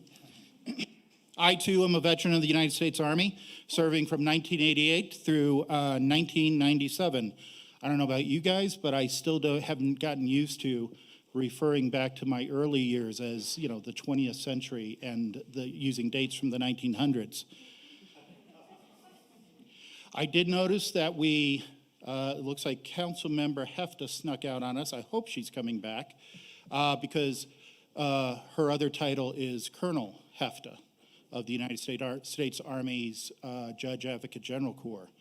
And Dave, you reached colonel rank, if I heard properly. No? What rank? Major. That's an almost colonel. That's fine. But Major Maxwell in combat arms branch, artillery. I started out in the United States military in 1988 in Fort Benning, Georgia, as an 11 Bravo rifleman, and then. When I realized, digging ditches and digging holes really isn't the way I wanted to spend my life, the Army was very generous with your tax dollars and provided for my education at the University of Northern Colorado, and I took a commission as a second lieutenant of the infantry. When we talk about mental health and veterans, the first thing I want to introduce to you is the idea of scratch out health and put the word injury in its place. When we went through Army basic training and we received first aid training, and I'm talking first aid on the battlefield, first thing we're taught to say is, it's gonna be okay. You're gonna be okay. I'm gonna help you, buddy. And then you perform the tasks required to stop a arterial bleed, to take care of a sucking chest wound, and other life-threatening injuries that we all do see on the modern battlefield. You're gonna be okay. We are prepared in the United States military for that injury to the body, knowing it's not it's not if, it is when it will occur. When we put it into the context of mental health, I'd like you to think in terms of veterans as it's not so much mental illness, but it is a mental injury. Indeed, military training is inherently injurious to the American mind. A perusal of the lexicon of the English language reveals many wonderful works of literature, some fiction, some nonfiction, names like Vonnegut, Mailer, Heller, Sledge, who tell the story of the mental injuries incurred by Americans on the battlefields of the last century. That's okay, it's going to be okay. But as an American growing up in Greeley, Colorado, I can assure you I had no teacher. State Treasurer Dave Young was my 8th grade math teacher. He did not teach me the phrase, blood makes the grass grow. Hunting with my father, my uncles, are friends of our family, shooting geese around Empire, hunting elk up near the Red Feather Lakes area around Rocky Mountain National Park. My father, a Vietnam veteran, did not teach me the running song that has the phrase, napalm sticks to kids. But this was the culture I immersed myself in when I made that step to volunteer to be a rifleman of the United States Army. It was that military training that for many years, it hardened my heart. It calloused my outlook. It replaced compassion with pride and unit. It replaced fellowship for much of my fellow man in the world with that extreme team orientation to where I was going to live and die for my buddies. I am not alone. I am not emblematic. This is the experience we ask our young people to take on with military service.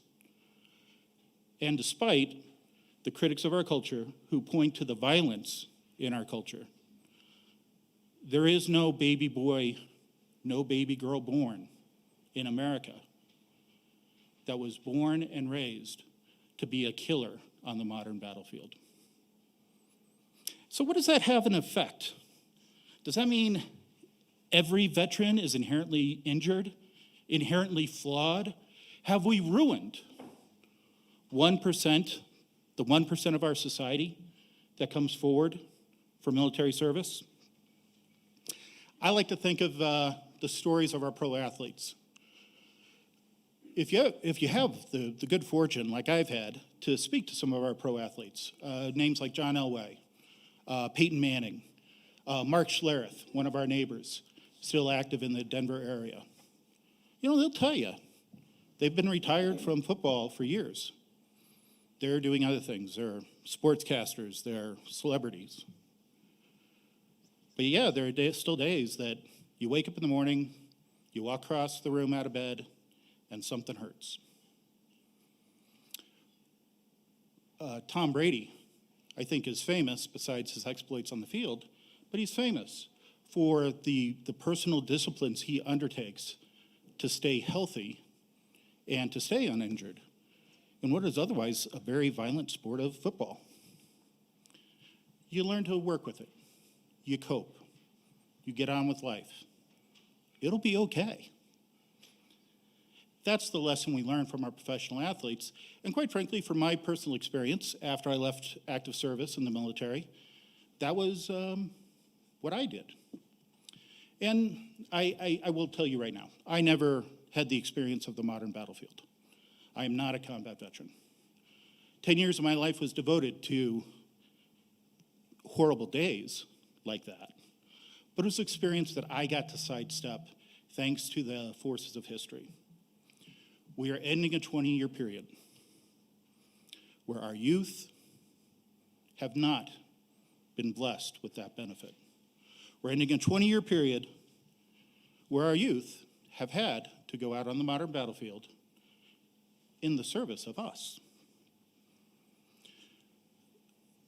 So when we talk about mental health for veterans, we must understand there are our brothers and sisters who have those mental injuries that are debilitating, that are in need of care. And then there are many who, their scars There's a part of their mind that's like the bum knee that hurts when they wake up in the morning and they walk from the bedroom to the bathroom. You deal with it, you cope with it. Sometimes all you need is a little TLC and focus to help heal, to help move through, to help cope. Because we are over 250 years into this noble experiment called America. Over those 250 years, we have fought wars that threatened what we have today. But it was okay. We are going to be okay. With that said,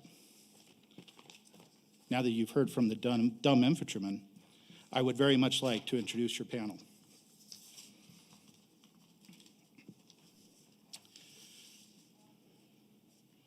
All right, Doc. Doc, I'm probably gonna, you said your name twice to me. I'm still probably gonna mangle it. I apologize in advance. Dr. Brittany Mascaro is a clinical psychologist and local recovery coordinator for Southern Colorado with the Eastern Colorado Healthcare System. She earned her doctorate in clinical psychology in 2012 and has been working with veterans in the VA system since January 2014. She has a passion for helping veterans living with serious mental illness identify and reach with mental health recovery goals. Dr. Mascaro, I'm going to get that right one of these days, I promise, Doc. She joined the team in Colorado Springs as the local recovery coordinator in May 2020. A local recovery coordinator is a VA facility champion to provide education, consultation, and support to help create system change from a medical model of care towards a veteran-centered and recovery-oriented model of care. The good doctor is committed to supporting our veterans' communities, strives to promote activities that remove barriers and stigma associated with mental injury, and ensures that veterans have access to the rehabilitation and recovery services needed to attain their personal mental health recovery goals. Outside of work, why, she's a mom to 2 active little ones, wife to an Army veteran, and enjoys finding new areas to explore with her family. Please give her a warm welcome.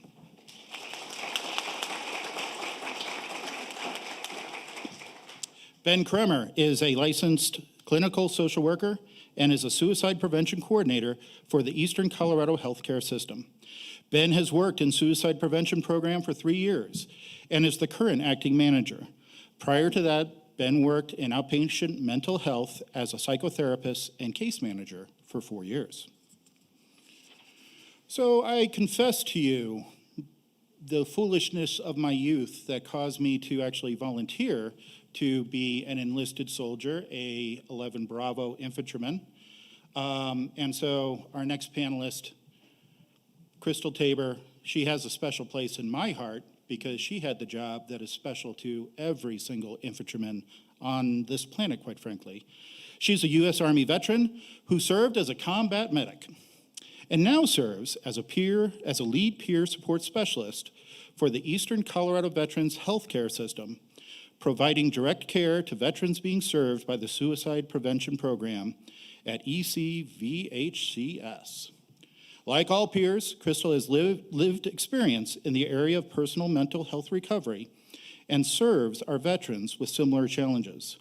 Crystal uses her recovery story involving her own personal challenges with suicide ideation, as well as experiences with suicide, losses of close friends, and family. Okay, I touched the laptop on that one. She does this, and it fuels her passion for recovery and suicide prevention. Like I say, please welcome Ben and Crystal as well.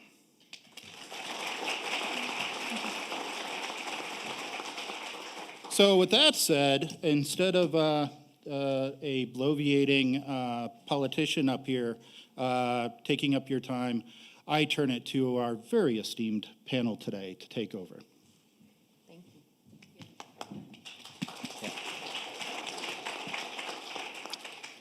see if I can nail the volume here. Does that sound good? And by the way, guys, you can also make use of the microphone right there if you need to. Thank you. So remain seated if more comfortable. Yeah, thank you. Yeah, that was maybe the best intro I've ever gotten before talking, so I would not mind just staying put and let him continue to talk. That was pretty solid intro there. So yeah, my name again is Ben Kramer. I'm the suicide prevention coordinator for one of them for Eastern Colorado, and we're going to kind of talk about suicide as a whole problem, and I'm going to touch on a lot of different statistics. So of course, I don't think anyone doubts that it's an issue for veterans and our general population, but sometimes it's pretty important to kind of know some of these details to just help really conceptualize what we're all dealing with before I'll hand it off to my coworkers here. So without further ado, I'm going to give you a snapshot of risk. So suicide is the 10th leading cause of death in the United States, and coincidentally, it's also the 10th leading cause of death in Colorado. And also, every stat I'm going to share is tragic in its own right, but as you can kind of see, it's also the second leading cause of death in the world for 15 to 24-year-olds. So it clearly is a problem that is starting earlier and earlier that has to be addressed. So a few ways of looking at that is that, nearly 1 million people make an attempt every year, and that can kind of be broken down into 1 in 35 seconds, totaling more than 45,000 U.S. deaths from suicide each year. Breaking that down, right, in the time that we're talking, right, every 12.3 minutes, someone actually dies by suicide. The more we can learn about the who, what, where, when, and how, the more targeted interventions we can kind of create from a population perspective and, of course, from individual perspectives. So one example of that kind of identifying feature is that we do know that there's at least one gender disparity, which is women attempt suicide 3 times more often than men. And then on the flip side, men actually die by suicide 4 times more often than women.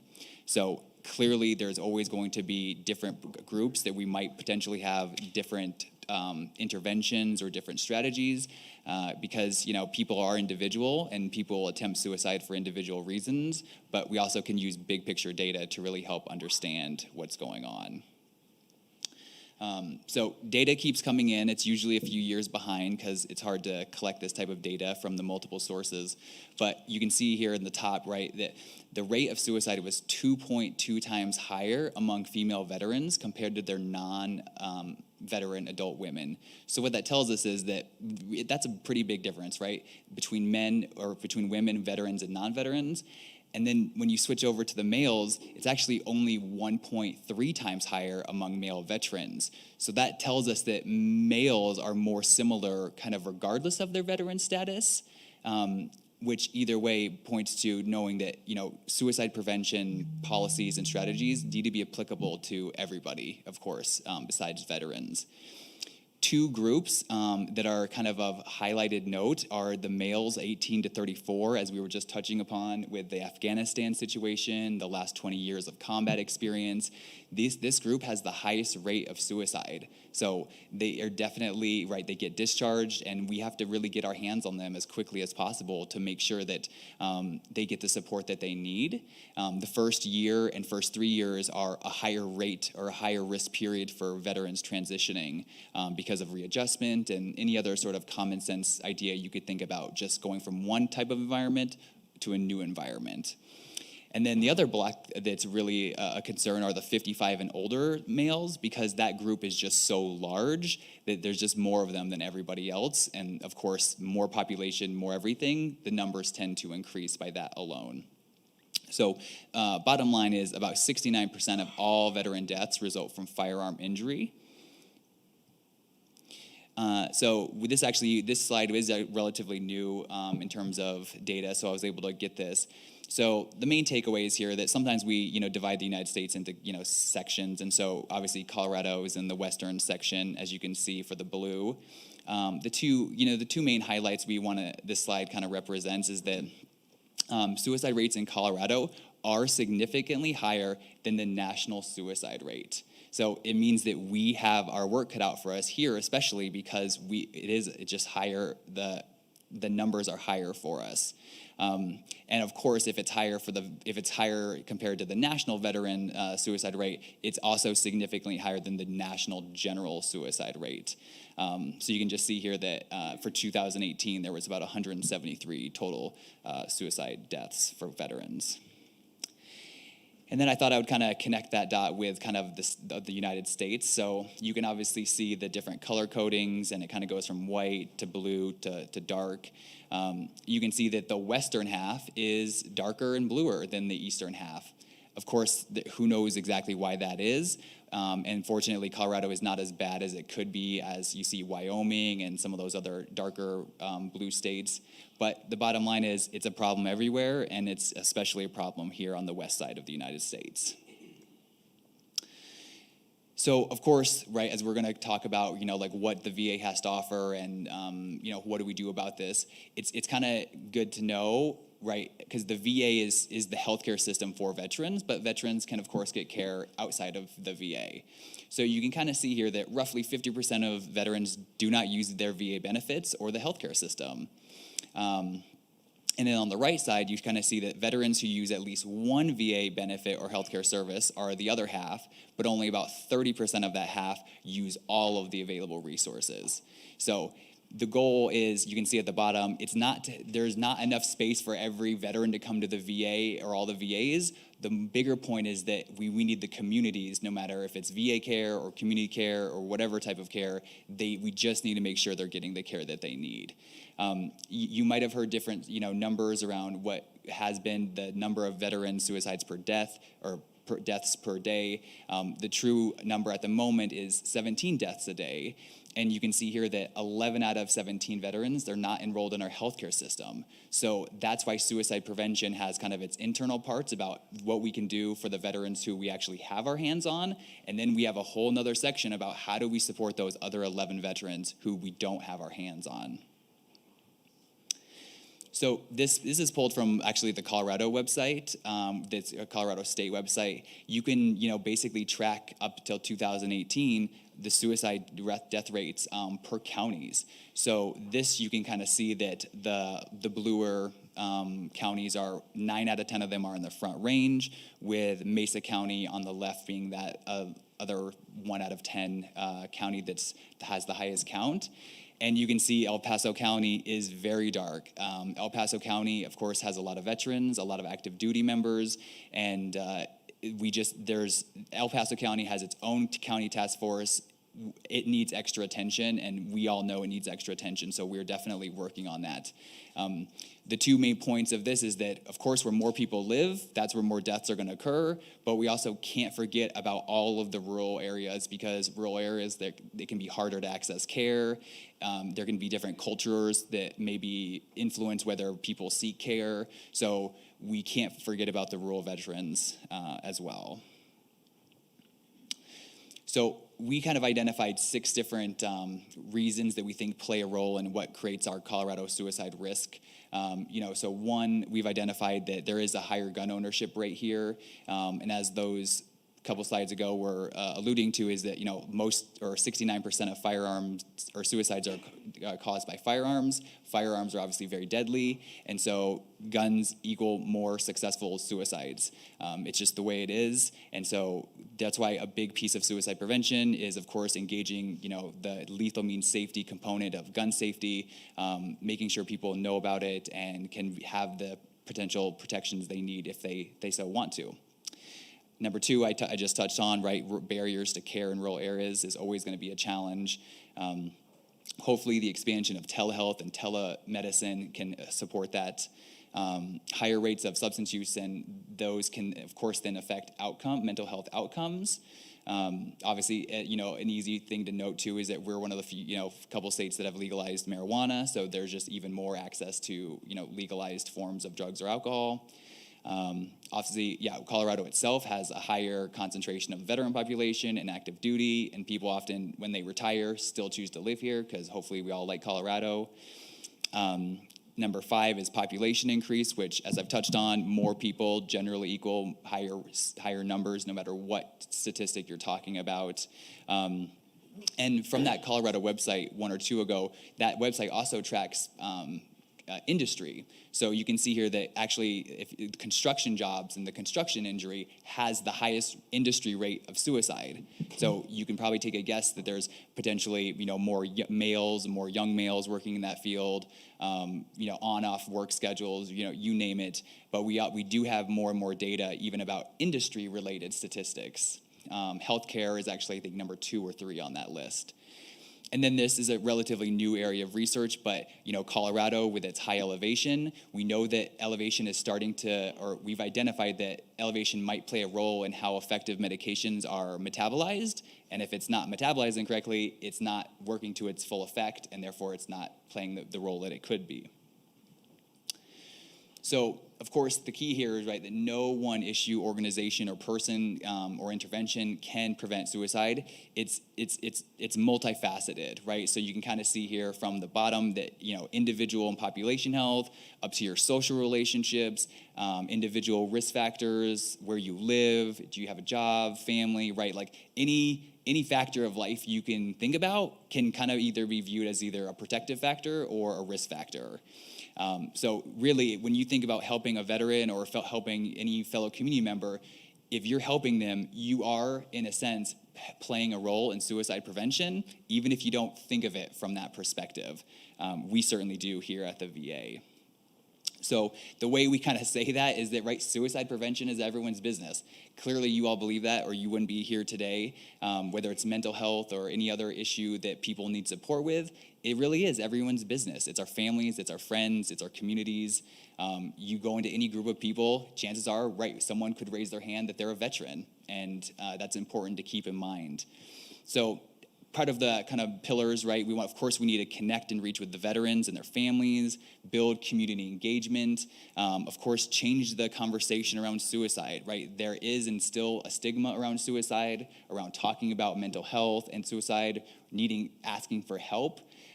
So every time you have an open and honest conversation about suicide, you're helping change the culture in this country around making it more acceptable. Of course, whatever potential innovative strategies we will continue to create, and there's an Office of Mental Health and Suicide Prevention, which is always working on disseminating best practices, informing policymakers, that type of thing. So every year there's usually a campaign from the National Suicide Prevention Office. Last year was Be There, and this year it is Reach Out. It has dual meanings, meaning one, if you are a veteran, right, please reach out for help. And of course, if you aren't the veteran and you know a veteran, that you should reach out to them and check in on them. So you can go to reach.gov, /SPM if you want to check out that. And then, I will transition it over.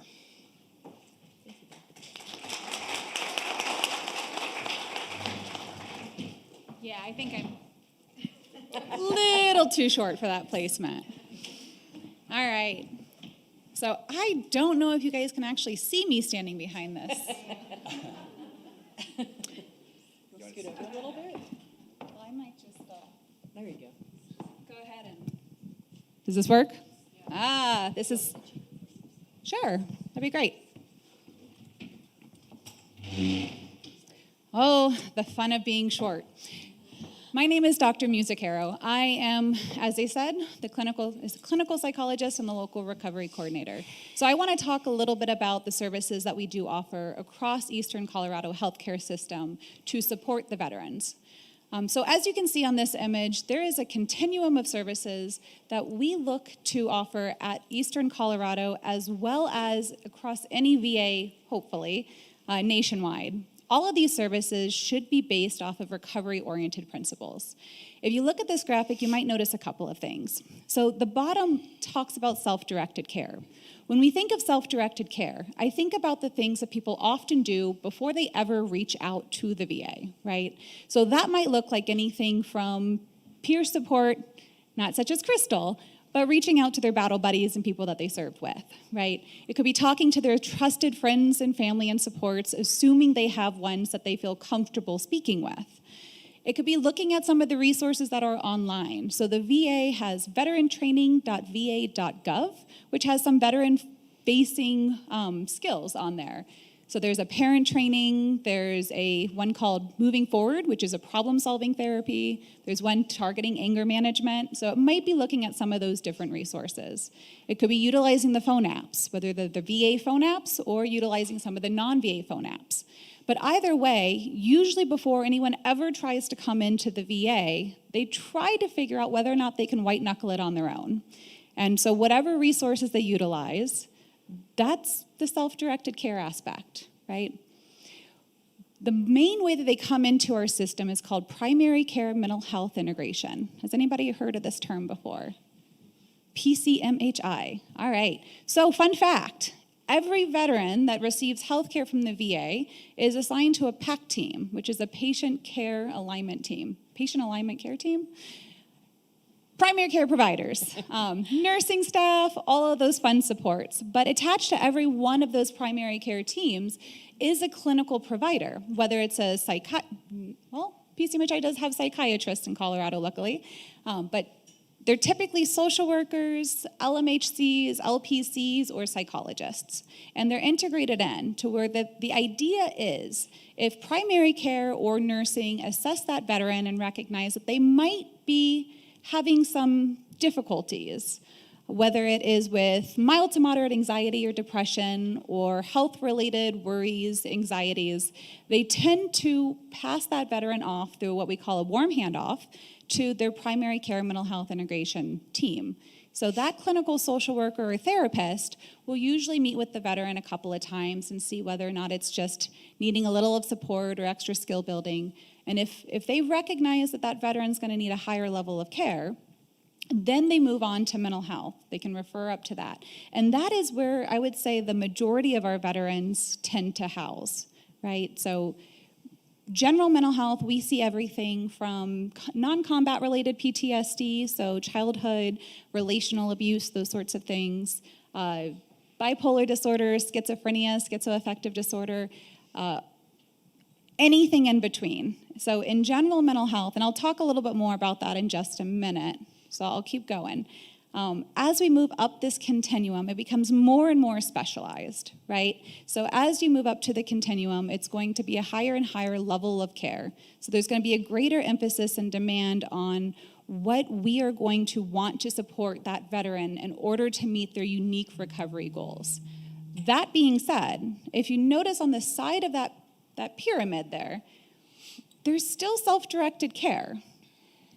So the elements of recovery say that recovery is not something we can do for you.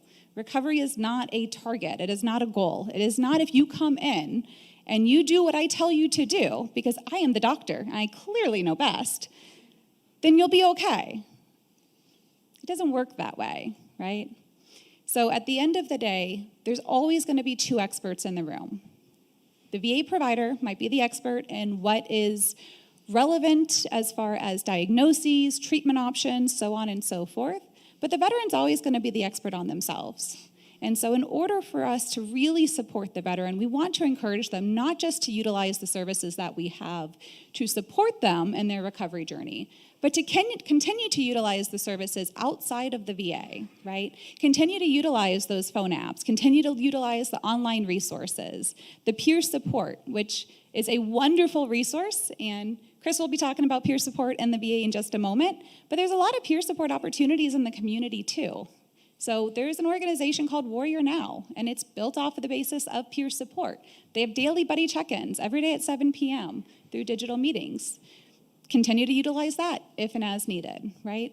NAMI, the National Alliance on Mental Illness, has a wonderful variety of different peer-led and peer-to-peer programs. So we want them to continue to utilize the services within the VA, but also start to build that network of support outside of the VA, right? Build that continuum so they have that wraparound care and they have the resources, not just during the hours that we're here, but whenever they might need it, even long after they stop coming into treatment and after we've reached their goals.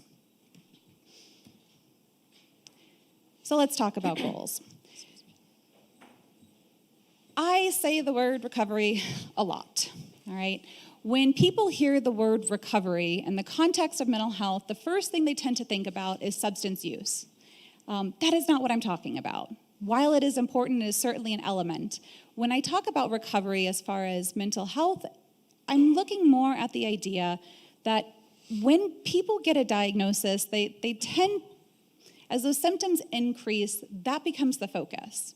If we don't watch out, that doesn't just become the focus, that can become their identity, right? So recovery to me really is about having a foundation of hope. Hope that there is life after the diagnosis. Hope that you can get to a point that you can use those resources, whether it is in the VA's continuum of care, or if it is more along the lines of that self-directed care and everything in between, to where you can figure out what works for you. What's that combination of supports, of skills, of people, to where you can find that balance, you can regain that control, you can start to get a sense of who you are, not without all symptoms, because recovery doesn't mean an absence of symptoms. It's not a cure, right? So our goal is not to say that you will recover when you no longer have any symptoms of depression, you no longer have any symptoms of post-traumatic stress disorder. No, instead, recovery is trying to find that balance to where, in spite of having symptoms from time to time creep up, you're going to know how to approach them, how to manage them, how to understand them, how to accept them. And you can put them on the back burner and continue to live your life, whatever that might look like. So it needs to be built on hope. And and peer support. I accidentally touched it. It's okay. One of the other things to keep in mind is that recovery should be respectful, right? Respectful of the fact that there are two experts. Veterans and any person, regardless of what system you're getting your health care in, you should be given information. And you should be able to give information. Everyone is unique. We have different values. We have different goals. And our goals are not always going to be the same goals as our healthcare providers. If I see a treatment plan that says the veteran stated goal is to maintain my medication, I go to that provider and I say, no, it's not. Because that's the treatment person's goal, right? That's the psychiatrist's goal. The veteran's goal might be, I want to stay on my medication so I can save my marriage, so I can maintain employment, right? It might be more along the lines of I want to manage my anger, but why?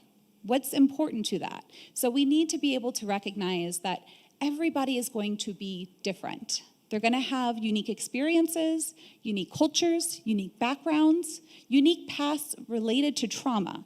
And all of that is going to come together to inform what is important to them. If we are not figuring out what is important to them, you want to reduce your symptoms, but why? Then we're not going to get them there. People rarely do what they tell themselves that they should do, but they always find a way to do what they want to do. So we need to find a way to link back. Why is recovery important to them? Why is it worth pushing through and learning the skills and utilizing them, even on days when we're still not feeling our best? What's the payoff? Anything you'd like to add? I just want to definitely add, it is, recovery is definitely nonlinear.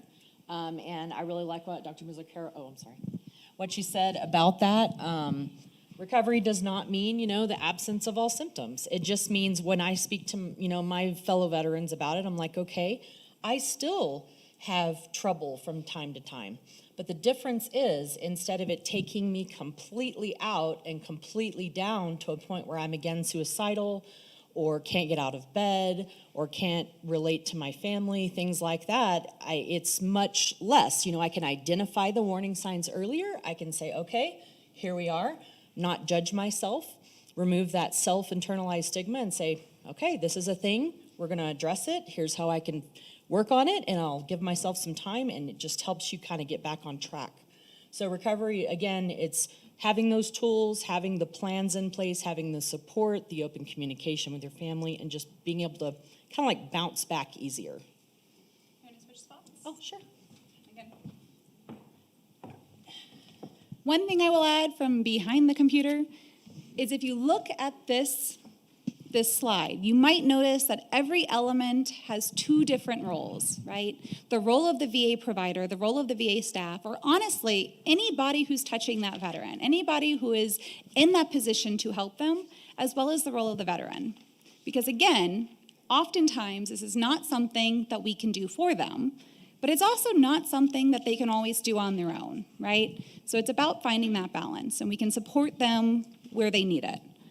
All right. So, yeah, and I agree with that completely. And I like to also share with my veterans, like, the self-driven, the veteran-driven portion, really putting yourself in that driver's seat, taking ownership of the situation, not blaming yourself, not, judging yourself for it, but saying, hey, this is my thing.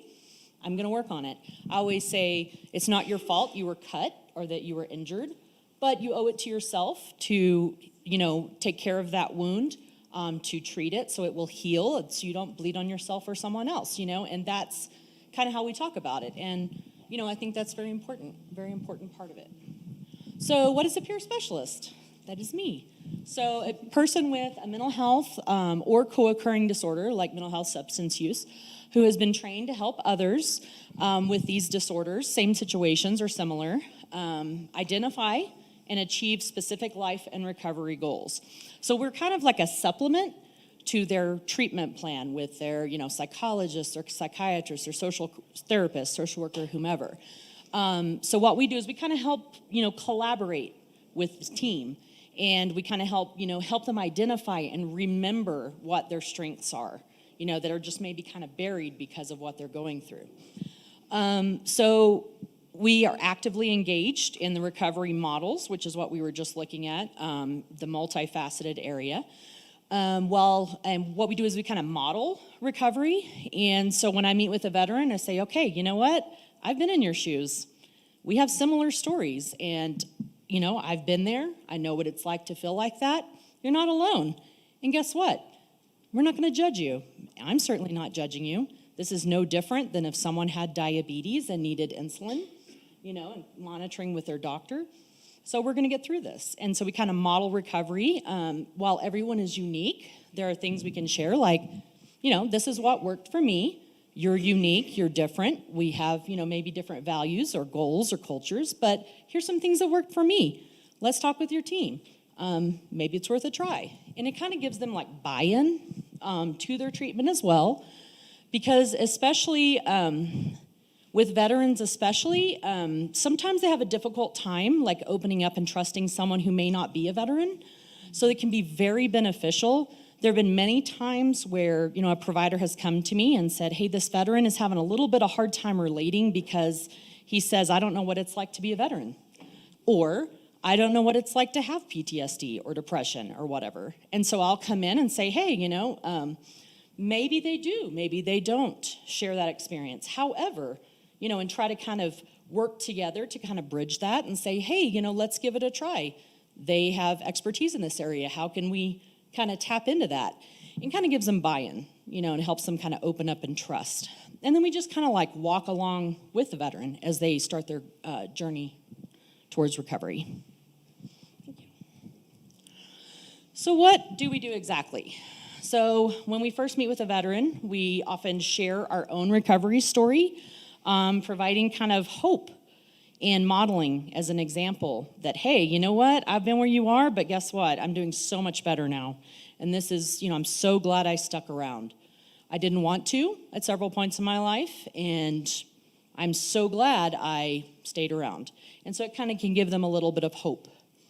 We also help cultivate the veteran's ability to make their own informed, independent, and healthy choices with an emphasis on their own role in treatment. I'm always reminding them, you were in the driver's seat, and you don't have to white knuckle it anymore.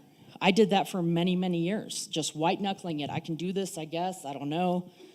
And I just try to tell them, you don't have to do that anymore. Yes, you're still in the driver's seat, but we're here with you. And wherever you're wanting to go, we're gonna see how we can help you get there. So we kind of help them. I always like to help, identify what their interests are or once were, because a lot of them come to me, they're like, I haven't done anything in years. I used to like bowling, or I used to like hiking, but I just haven't done it because I've been so depressed. Or I really liked going to church, but I can't seem to find myself to do it. So I always try to kind of pay attention and dig into those and add, kind of help them find those again. Because like for me, it all got stuck in the muck. Like my strengths were there and my interests were there, but it was all covered up. So I try to help them remember who they really are as a person aside from their diagnosis. Like she had said earlier, a lot of people get stuck in that as being their identity. Well, I've got this diagnosis. I'm bipolar. I guess I'm never going to get better and I'm just bipolar. People tend to forget that, okay, so you have bipolar. That doesn't make you, the disease. It just means that it's something that you have to, learn to cope with. Okay, so what else do you like to do? What are your other goals? Let's figure out who you really are as a person. Let's remember who you are as a person. Aside from that, even though it affects your life, let's find ways to make it affect your life less. So we kind of walk alongside the veteran. I always kind of talk with them about, you're on the path. Inside, you really know where you need to go. But sometimes you just need someone at the fork in the road going, hey, here's some light over here so you can see your way in the dark. Come with me. I've been down this path. I know where it goes. And so it's not something where we just drag them along. Just say, hey, come this way, just kind of walk them along. We assist the veterans with community reintegration and finding connections and supports within the community through resources. So a lot of veterans and people in general with mental health challenges, they tend to isolate. Veterans, when they first get out, like we had spoken about before, it's a very critical time when they first transition. So they tend to isolate. They feel like they can't relate to non-veterans. They don't really do anything. So one of my favorite things is to call them up and say, hey, what are you doing to get out of the house? What are you doing to help on your self-care? Well, here's some resources. Hey, do you want to meet me at the park? Let's get you walking again. Whatever it is that they used to do or they want to do, I can kind of help get them to a point where they're empowered to do it again or find that again. We do group facilitation and individual peer mentoring as well as advocacy. So we help facilitate various groups that are recovery-oriented, art, music, just kind of like support in general, but they're always with goals in mind to help them get along with their recovery. We also advocate. Someone's having difficulty like navigating the VA system, which can be hard. We're right there to say, hey, what's the deal? Oh, okay, well, you're feeling intimidated by getting registered and coming to the hospital? No problem. Told the veteran the other day, I said, I'll meet you at the front door tomorrow. Let's go, I'll grab you a coffee, we can talk, meet each other, and then I'll walk you over and we can get the ball rolling. And that can kind of help with that intimidating factor and that feeling of overwhelm. We help with crisis support intervention under the supervision of a licensed provider. So I do that a lot on the suicide prevention team. Kind of check in with veterans, see how they're doing. If they're maybe experiencing suicidal ideation again, I get a licensed provider involved, a suicide prevention coordinator, and we get them taken care of. Community outreach to educate veterans on VA benefits and services. That's one big thing that's very important and close to my heart. When I got out of the military, I had no idea I was eligible for VA services. Of course, that was back in the early 2000s, and we didn't have anybody come talk to us. I always thought, oh, you had to be, an amputee, you had to be in a very serious situation to use VA services, and that's simply not true. So that's just another, area of what we do.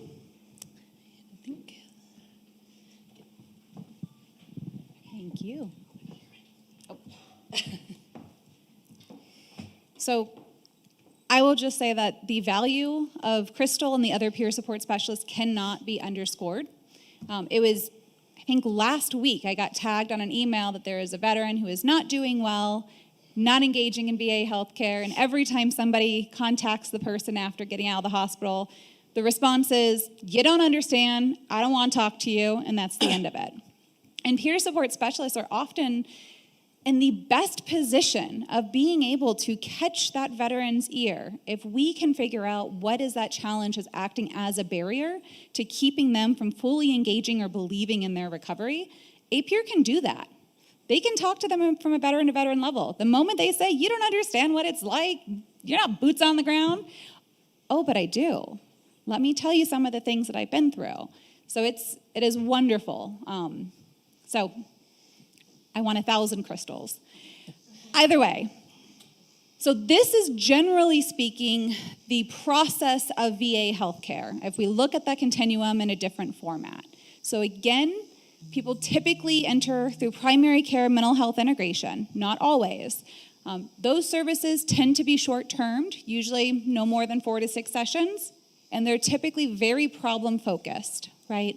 But there are some areas to where they do not pass go, they do not collect $100 or $200, been a while, that they do come straight to general mental health. So that's anything with regards to significant anxiety, significant depressive symptoms, any sort of what we call serious mental illness. So any diagnosis of bipolar, schizoaffective, schizophrenia, obsessive compulsive disorder, whatever it might be, they usually come straight to our BHIPs, which is our behavioral health integrative programs.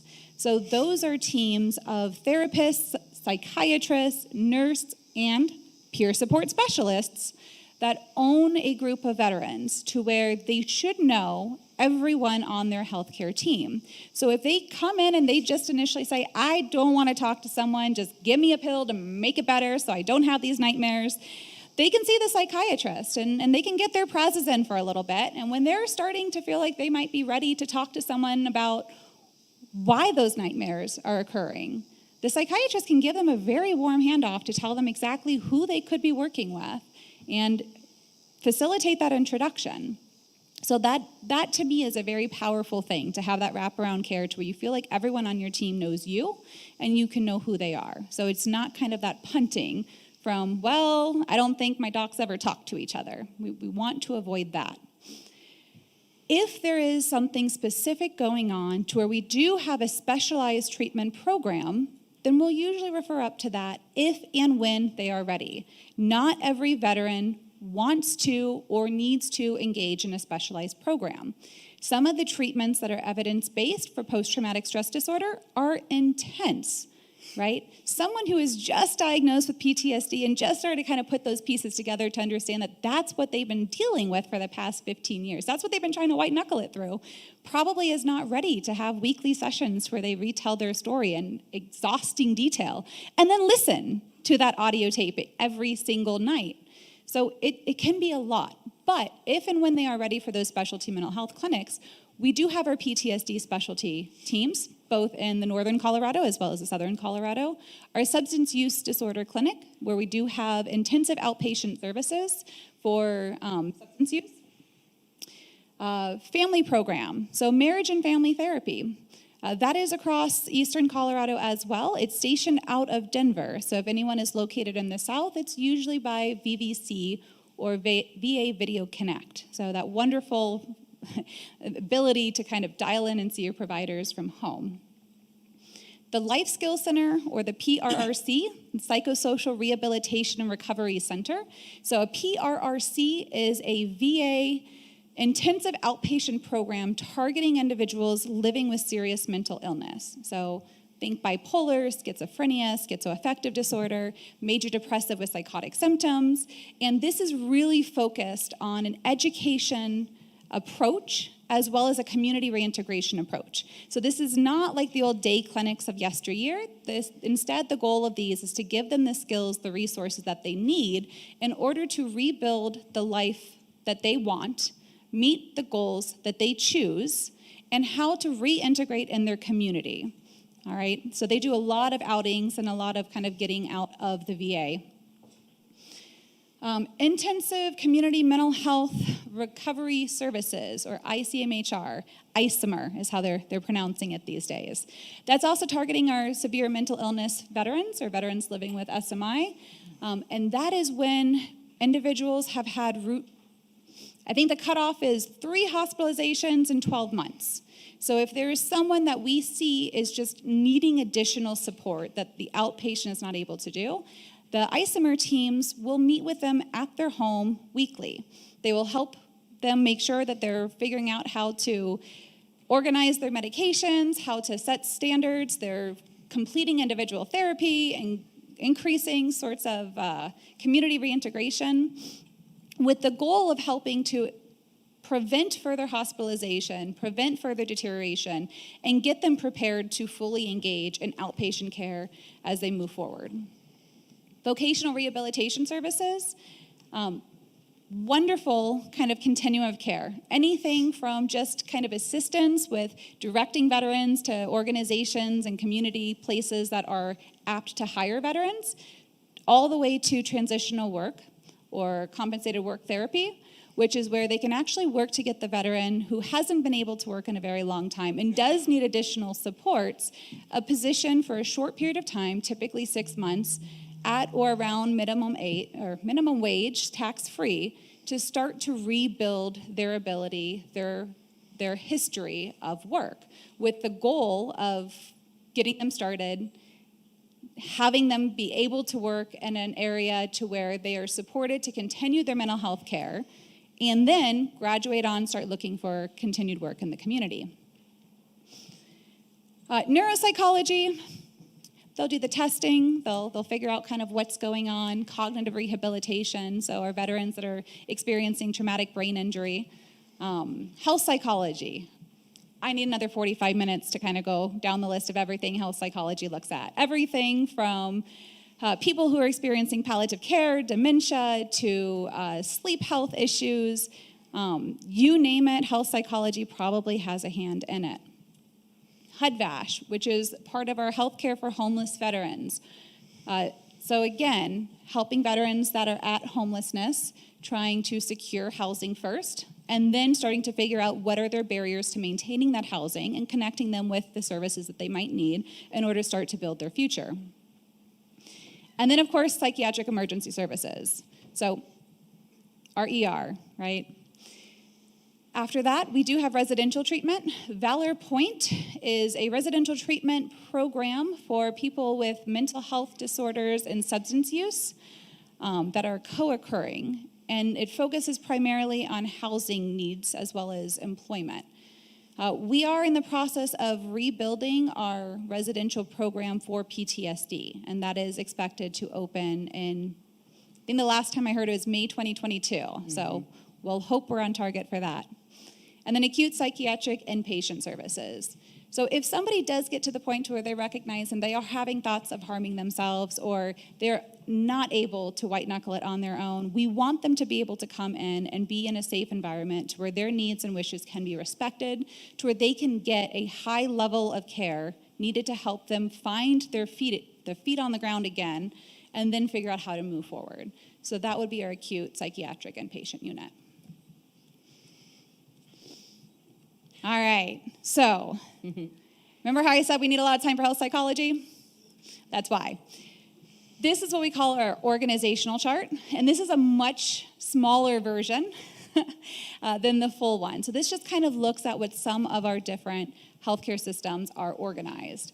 So there are the mental health treatment programs that I just went through. They're all the different health psychology spelt out, as well as the support for justice. So veterans that are involved in the legal system, that is where the Veterans Justice Outreach Officers and so on can be done. So whole health is a new approach, and I will be brief because we are pretty much out of time here. If you can go to the next one, I think. Sure. Yes. So whole health is a different approach to VA healthcare that recognizes that the veteran is a whole individual. What a novel approach, right? So the idea with whole health is to put in that question of why is your health important to you? And then to start looking at what are the aspirations, the goals, the values that support that. And working with the veterans to start to look at those different elements that can support their whole health and wellness. Go to the next one. So Introduction to Whole Health is offered once a month. It is offered by one of our peer support specialists who is trained in this. And it is the second Tuesday of the month from 9 to 11. Like so many of our services right now, it is offered virtually through the VA Video Connect. All are welcome. Just some resources that we will leave up there, but I believe that is the last slide, and we are out of time.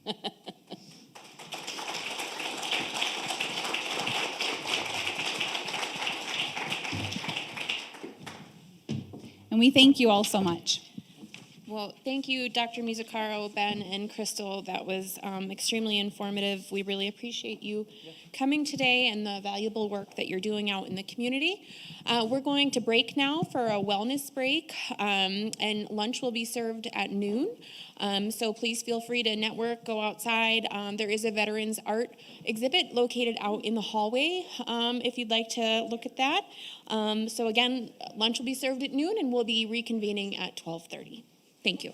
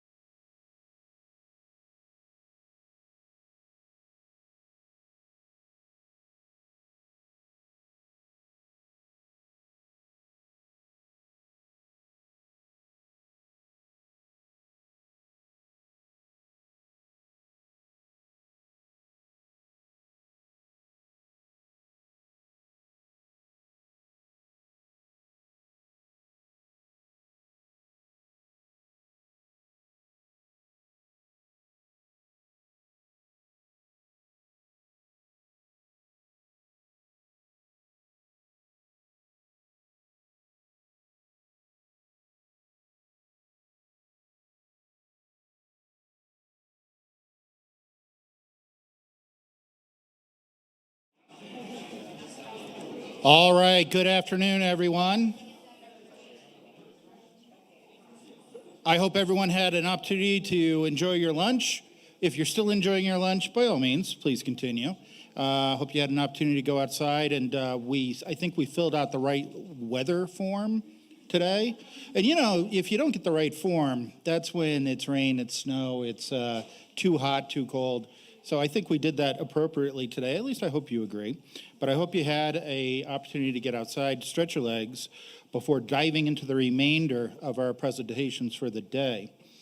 Once again, for those in the room and those who may have joined us for the live stream, I am Douglas County Commissioner George Teal. It is my great pleasure to introduce to you our next speaker, Daniel Darding, who will share his perspective on mental health, substance use, and disorder crisis services.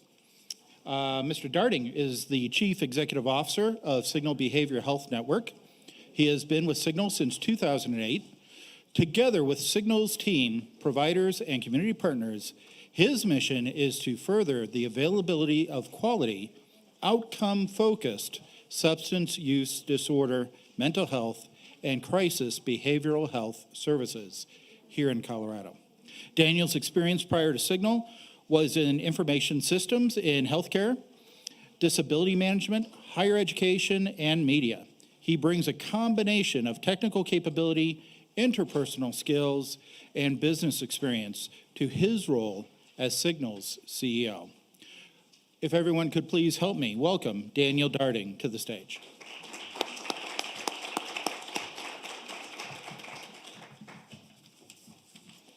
Sure. Thank you. Absolutely. Well, good afternoon, everyone. I don't know who wrote that bio, but you can judge whether or not I have interpersonal skills by the end of this session today. It's really good to see you all together on such a great day of presentations. It's a privilege to be here. When Barbara asked me to speak, she said, I think the session would be mental health, substance use disorder, and crisis services. I thought, at least that's a nice, narrow topic. There's not a lot to cover there. She kind of gave me some ideas of places to kind of focus, so I'm going to kind of jump around a little bit. I know you've been receiving some excellent presentations earlier today. I know Dr. Werthwein was here earlier talking about the state's strategy for behavioral health reform. And if it sounds good, I'll just kind of highlight a few things that have been developments in the field that are really important to talk about. I do want to kind of talk about the behavioral health reform in the state and kind of touch on that. And then Barbara asked for some time for questions. It sounds like there hasn't been a lot of questions throughout the day, so I'm going to try to say some controversial things and really get people going, if that works. That's the interpersonal skills, right? Right. Okay. So I will kind of note too that, you know, my arrival at Signal years ago, you know, I came from information technology. I was an IT guy.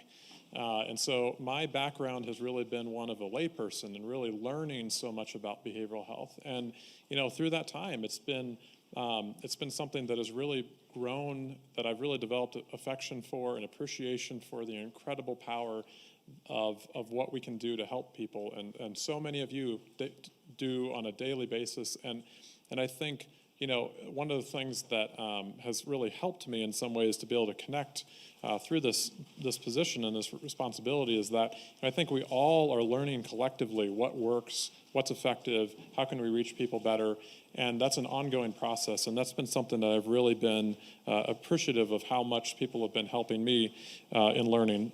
So hopefully I can be helpful today in sharing some important stuff, and just appreciate the opportunity to join you all today. You know, the things that, you know, I've really seen too, as Signal's history has really been in substance use disorder services, we've grown to have a larger role in crisis services in the state and have a role in mental health services. But our history really goes back to working with the Office of Behavioral Health to provision safety net substance use disorder services. And, you know, I think especially in that area, and in some ways in behavioral health in general, there's this constant tension between how do we stay grounded in the grassroots in peer services and staying connected to where we're at a very organic sort of way, and also think about what the sort of scientific basis, what we learn, where we're growing in our understanding in behavioral health. And it strikes me that like both of those things are really, really key and important, and not losing track of either side of that, that it needs to be about people, it needs to be about the grassroots, it needs to be about peer services, it needs to be about recovery at a really personal level. Also, continuing to see the growth in science. Medication-assisted treatment is one of those big places that there's been such important value, especially as it relates to the opioid crisis. And I think that, over this last, intervening period of the pandemic, where we have seen, some real intense challenges in behavioral health. For SUD, I'm sure many of you have seen this, but the number of overdose deaths in recent time during the pandemic period has just skyrocketed. In 2020, we saw a 54% increase in overdose deaths in Colorado. It's awful. I mean, the level of intensity of need is just huge. Meth, similar numbers there too, just about exactly 50% increase. We don't have the 2021 numbers fully yet, but I think the trends have been showing, just terrible, terrible direction. Never have needed more substance use services than we have ever in this time. When I look at other impacts in SUD too, residential care facilities, we saw the expansion of Medicaid to cover residential services. The challenges couldn't have, just when access to that benefit expands, we're also seeing a tremendous challenge in capacity of residential programs.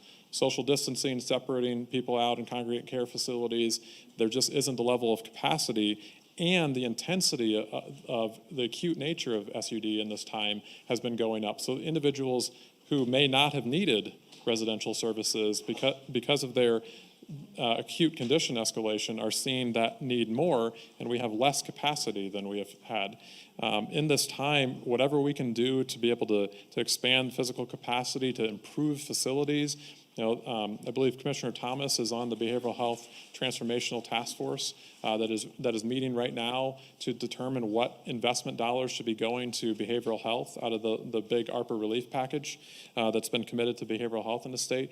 Being able to think about facilities that are able to protect people and separate people and really modernize for healthcare, residential and other acute care facilities are really important in this time. There's a tremendous cost in delayed care as we see the incredible human toll. Talking about overdose statistics, that's one part of it. It is incredibly sad to see the level of acuity that we see in crisis individual accessing crisis services has been going up, and I think the fiscal impact of not investing now to the great extent that we can possibly do is going to continue to have a toll as well. That's why it's so important to be engaged in things like the Behavioral Health Transformational Task Force, what Robert, I'm sure Dr. Worthwine said earlier today about behavioral health reform effort. Now is such an important time to be engaged. Withdrawal management too, I know having worked together with so many wonderful folks here at the county to try to figure out a way in which to make withdrawal management services more accessible in the county. That's an ongoing effort, continuing to partner together to find the right location, to find that service expansion here in the county is so important. And I think that effort is ongoing as well. In recent years, Signal's had the chance to be able to step into a role to support crisis services in the Denver metro area, and that includes Douglas County as well, working with local partners like All Health Network and others, SAFI and other providers who are offering crisis services through the statewide crisis system. I know I see the CRT team back here, and so grateful for the incredible work that you have been doing. I'm sure just like I imagine a lot of what I'm saying resonates, just the level of need, the intensity of what's happening, and how much in terms of responses are happening. We're seeing the same thing in terms of mobile crisis and other crisis services like walk-in center services as well. The intersection between mobile crisis, which is clinical response, and CRT, which includes either law enforcement support or paramedicine in some cases in some communities, there's sort of the right team for the situation at hand, and that's increasingly available in communities. I think the opportunity is to continue to think about how can we make that dispatch experience really seamless, so that, for example, there's an effort, a pilot in Denver, to really invest in the 911 system being a central dispatch point, regardless of whether it's a medical response, it could be a police response, it could be CRT, it could be crisis, whatever it may be, that it's a centralized dispatch. That's a really hard problem to solve. I've learned a lot about the complexity of 911. I'm sure many of you already knew that, but turns out it's a really complicated system. And that opportunity to be able to integrate and allow the right response regardless of the entry point from a consumer or from someone accessing services or seeking services for someone else is really, really critical.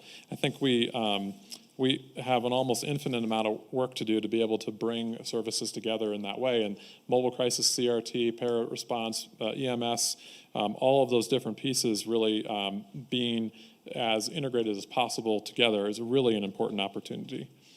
I think about crisis services for kids too. There is the requirement for the statewide crisis system to serve kids as part of the responsibility. It's part of what Signal is supposed to be responsible for. But transparently, I think we have an incredible amount of need for specializing that care, for ensuring that it's really accessible for kids. Just think about the walk-in center experience.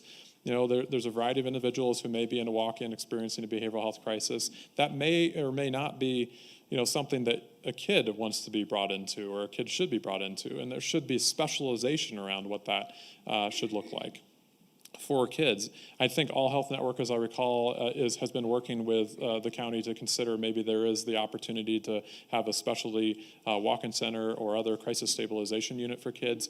I cannot tell you how important that opportunity could be if we could all work together to try to help facilitate a service like that. I think it's really, really going to be important. The level of intensity, the number of individuals and kids that we are seeing referred to bed-based services, to CSU services, has just been skyrocketing. It'll be things like 5 kids from one school in a night or something like that. It is very different profile in terms of access to crisis services, and being able to step in this way is such an important thing to be focused on. And it's the full continuum too. It's not just crisis services for kids, but it's outpatient recovery services. We have a tremendous opportunity to be able to do more for crisis behavioral health and just behavioral health services for kids. There's a program that is piloted through, not piloted, it's very much not a pilot. It's a full statewide program, House Bill 1258, the Youth Rapid Mental Health Response Program. That is a statewide program that passed in a late session bill in June, very last second, that is really focused on allowing there to be a statewide system really through an online portal that any kid can access, doesn't regard, no ability to pay situation, there's no insurance requirement. It's all covered through the bill appropriation, but for kids to be able to access 1 to 3 sessions, brief intervention, kind of reach out for help and try to help get them transition to care if necessary for ongoing services. Signal has the opportunity to be helpful in building out that network of provider organizations. I will tell you, it's supposed to go live here in October-ish, which is like, next week or the weeks thereafter. I say October-ish. The big thing, and I'm sure this has been an ongoing discussion everywhere here today, is getting enough provider organizations to be able to offer the services. That is, over and again, the one limitation that we're running into. The desire and the funding is there. We got to figure out a way to get the workforce that we need, and that is not an easy and quick problem to solve. It's really complicated, and that continues to be the biggest issue around providing access to services, just having enough of our wonderful therapeutic workforce to be able to offer those services.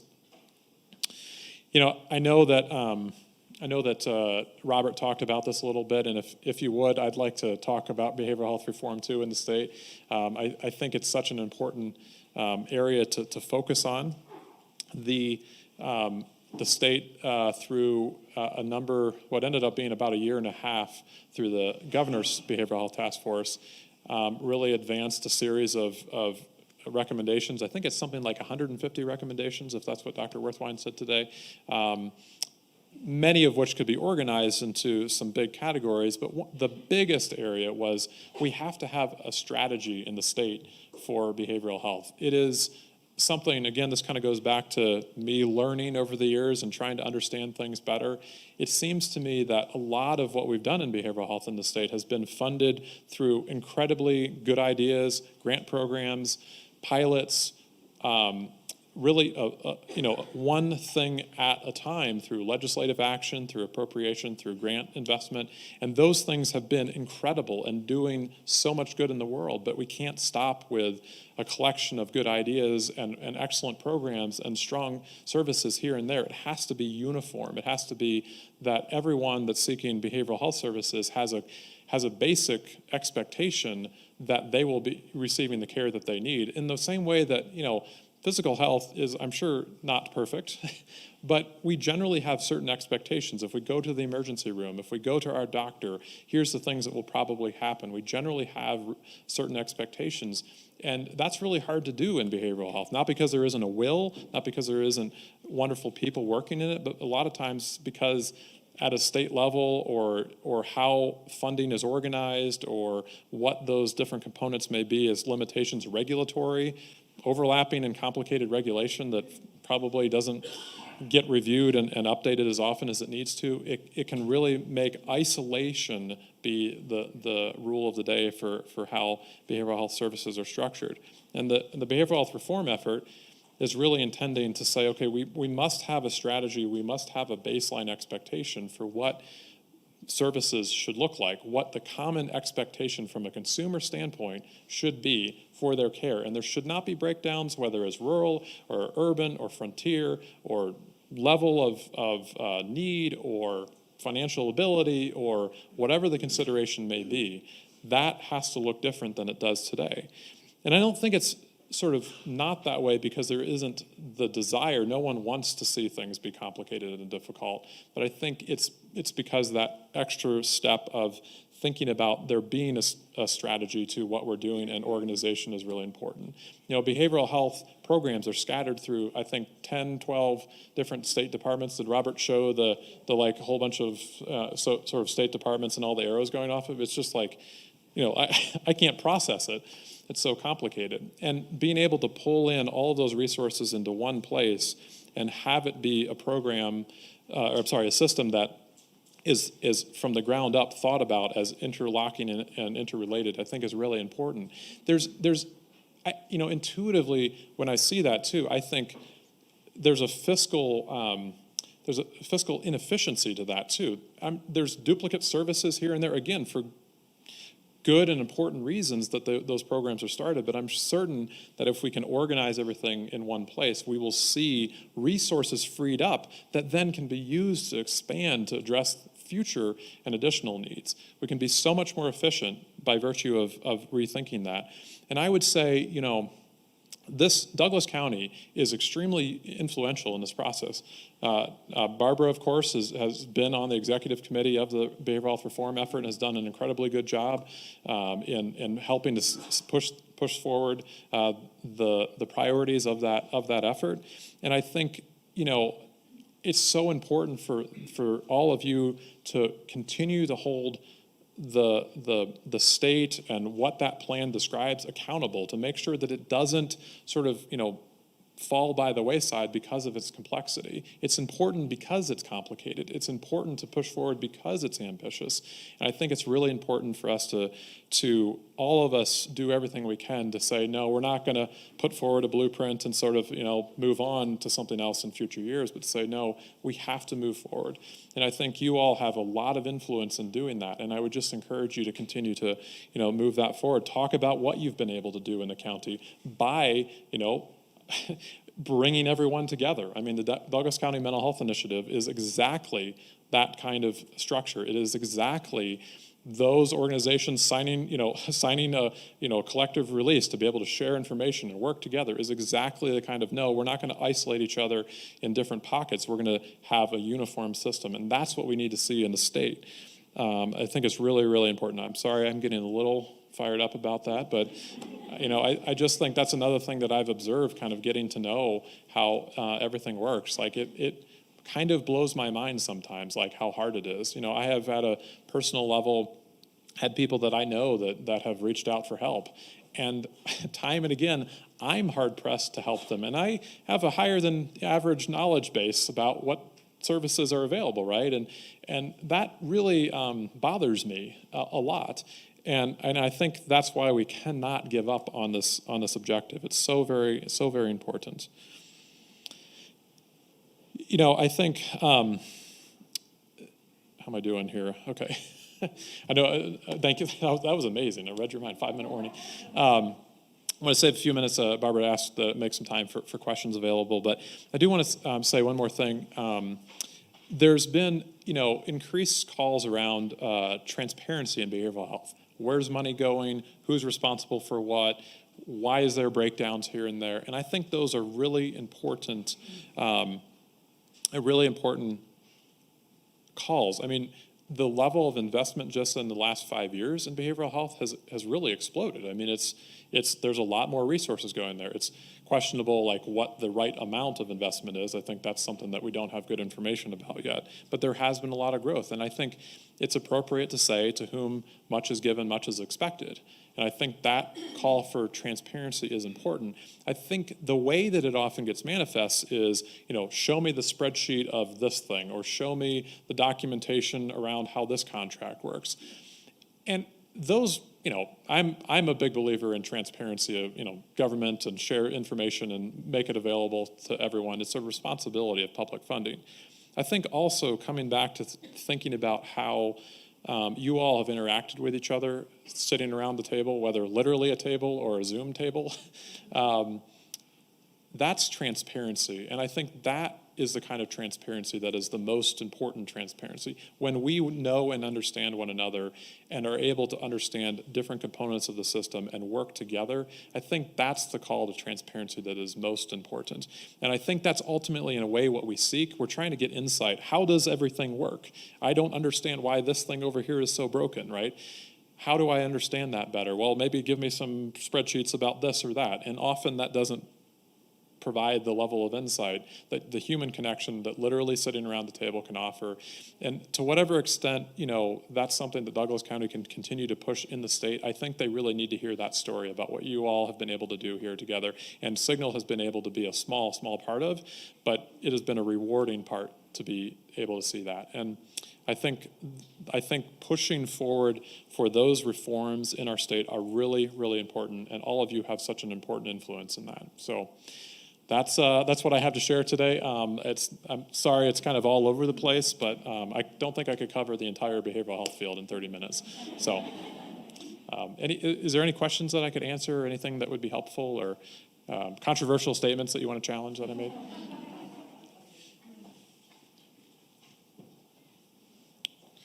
Doesn't even have to be related, just any questions that come to mind, I guess. Yeah. Hi, I'm Bridget. We have a well-being initiative at St. Andrew, and a lot of the focus today has been on treatment and downstream. Mm-hmm. So when we talk about upstream and increasing protective factors, what would you like to see more of in the community? What are some gaps we can respond to and make happen? I mean, it is true. All of the investment so often is in treatment and acute services, right? So we wait till there's a big problem. We wait until services are in the most intense services are needed, and that's where we focus our funds. And that's been the case in behavioral health and substance use services forever. I mean, it was all about treatment. Signal in our history, for the most part, it was all about residential, some outpatient, withdrawal management. That was the core of how we started as an organization. And only in recent years have we been able to receive investment funds that we can distribute to communities for recovery services. So when we're talking about building out a full continuum, it has to include recovery services comprehensively across the board, everywhere people should have access to recovery services, and they need to be tailored and specific to, populations. So, services to provide, recovery support for kids look very different than for adults. And in a lot of cases, you want to integrate that really well with prevention and how early intervention services could work. The Youth Rapid Mental Health Response Program is, in a way, intended to be a very early, hopefully early, low barrier, brief intervention kind of, interaction of services, assuming we can have enough providers available to be able to pull it off, which, is sort of like going to be impossible, but is important as a starting point. When we neglect parts of the continuum, I think that's sort of that delayed care impact, right? That we see acuity of services really escalating for individuals if we just got to them sooner. If we'd got to them when the seeds of addiction were starting in adolescence, if we'd been able to be there and provide the right services at the right time, it has to be a full continuum. I don't know if that's helping to answer the question, but. I guess the follow-up is, if you think outside of the behavioral health system, Yeah. what can we community partners provide that you really see a lack of Yeah. in that community?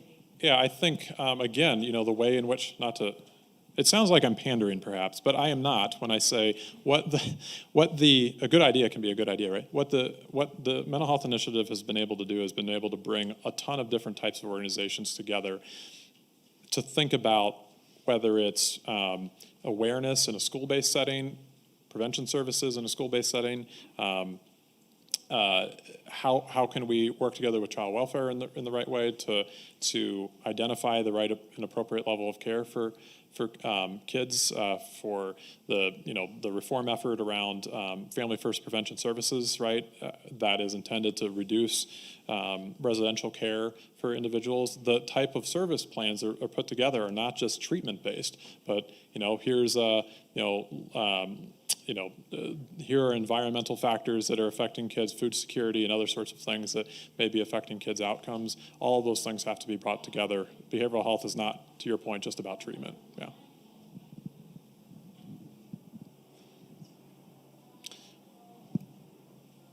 Other questions? Critiques?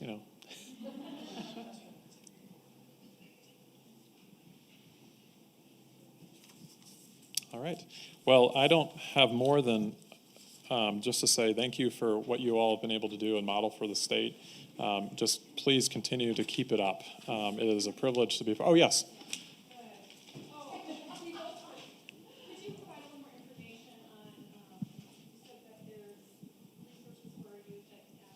Yeah, the youth rap. Well, it's not launched yet.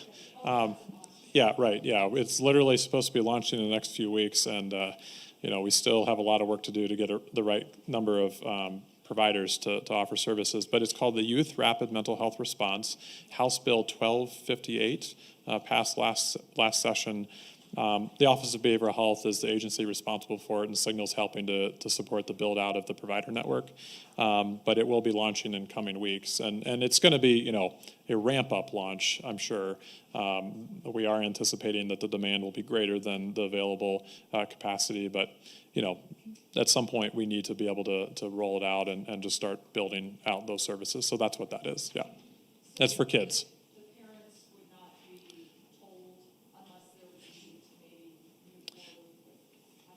Yeah, so consent law in Colorado around children's behavioral health, right, is depending on the sort of services being accessed between 12 and 15 that requiring a parental consent. We could probably debate that. That's a controversial thing. I'm not going to probably do that here. But that is the law in Colorado between those two ages. But we are encouraging parental involvement. A big part, I know, of the OBH campaign will really be to encourage parental involvement in referring their kids to services and helping to support that. That's really the intention. A lot of times the need is for family-based care too. It's not just about the kid, it's the whole family.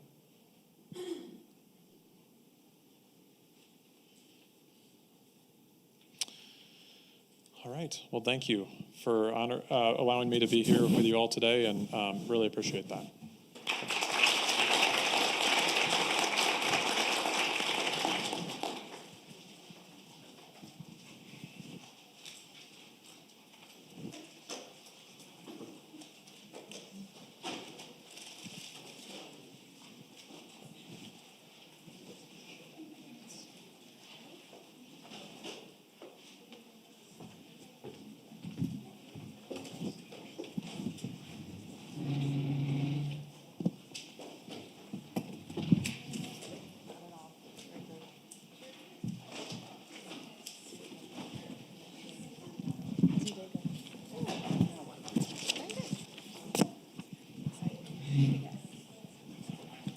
Hey, folks. Thanks for sticking with us through the afternoon slog. We're almost there. But now we get the fun part. We get some youth voices in the room. They're missing school for this, so yeah. But we really appreciate their time and really the ability for us to be able to hear directly from some kids and their experiences in schools and within the community itself. My name is Austin Good. I'm the Assistant City Manager for the City of Lone Tree. And one of the highlights of my job is I get to help out with our Youth Commission. So the City of Lone Tree Youth Commission is a group of about 9 students that live within Lone Tree. And their main task is to advise the City Council on youth issues. So they've done projects and advising on everything from tobacco policy to mental health to hunger in Douglas County schools. Over the pandemic was actually a project, and actually Laura might let you talk a little bit more about that. But we're really, really excited to be able to bring 2 of our youth commissioners up to speak about just their experiences and what they're seeing in the community. We've been hearing from a lot of experts today, and I've learned a lot myself, and I'm really, really excited about that. But I think it's a really good thing sometimes to just kind of do a check with some folks that aren't plugged into the mental health world all the time, and some youth that aren't thinking about this maybe every day, to see what their experiences are and what they're hearing and what resources they think are available to them, and maybe seeing where some of those disconnects are. So with that, I'll let you each introduce yourselves. If you want to just kind of shout out your name and your grade, school you go to, and also why you joined the Lone Tree Youth Commission. Cool. Hello, my name is Laura Polito. I am a sophomore at Highlands Ranch High School. In addition to being on the City of Lone Tree Youth Commission, I am a volunteer for Lone Tree Teen Court, an alumnus of the Colorado Student Leaders Institute, and I also run cross country, which is pretty cool. I first joined the Youth Commission because I wanted to give back to the community that welcomed me when I first moved here. It's incredibly important to me to be able to help out in this community that helped me. And the best way for me to do that at my age and at my stance in life is to be working with the Lone Tree Youth Commission and helping the youth in my community. So pass it over to you, Maddie. Hi, I'm Madeline Geyser, and I'm an 8th grader at St. Mary's Academy. And in addition to the Youth Commission, I give tours at my school for new students, and I am a swimmer.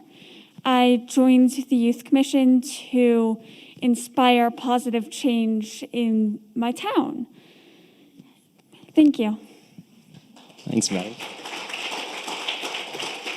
And I also want to give Maddie a shout out. So her first Youth Commission meeting with the City Council was this Tuesday. So she's fresh into the commission. And I think this is a really good way to get started. I think you're setting yourself up for some success here. So, we've talked a little bit about the Youth Commission and the overall goals. Do you want to talk a little bit, Laura? Maybe this is a good chance for you to jump in about just some of the projects the Youth Commission's done, and maybe even the project that you took on last year. So the Youth Commission does take on a lot of projects because we want to help give advice towards the community. And so one of the projects that we did about 2 years ago is the It's Not Nothing event, which was a mental health night where the City of Lone Tree invited 4 speakers to come talk to a crowd of 200 plus people about mental health as it relates to youth and just the community in general. We also wrote a ordinance for tobacco and e-cigarette law because we think it's important to protect the youth from e-cigarettes. And last year, we also attempted to address food insecurity around our city by raising money and giving money to schools to pass out for kids who are in need and their families so that they can have food to eat. Yeah. So you guys have been pretty busy, which we really appreciate your work, and it's definitely, again, you see why it's a highlight of my job to be able to get to work with them. So pivoting a little bit onto the mental health side, can you each maybe, and maybe it doesn't have to play into mental health specifically, but just thinking about the pandemic, what are some of the impacts that you saw over the past year or so that affected you or maybe affected your classmates?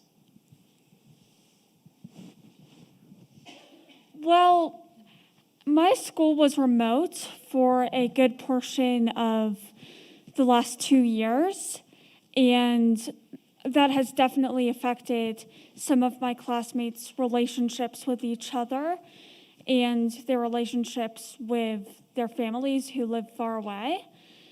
And, you know, that's very hard for them. It can feel very detached. And one way to combat this is just making friends and starting anew and just connecting any way they can. Yeah, so there's definitely like a large feeling of isolation and anxiety about going online and not being able to be in person with our classmates and our peers.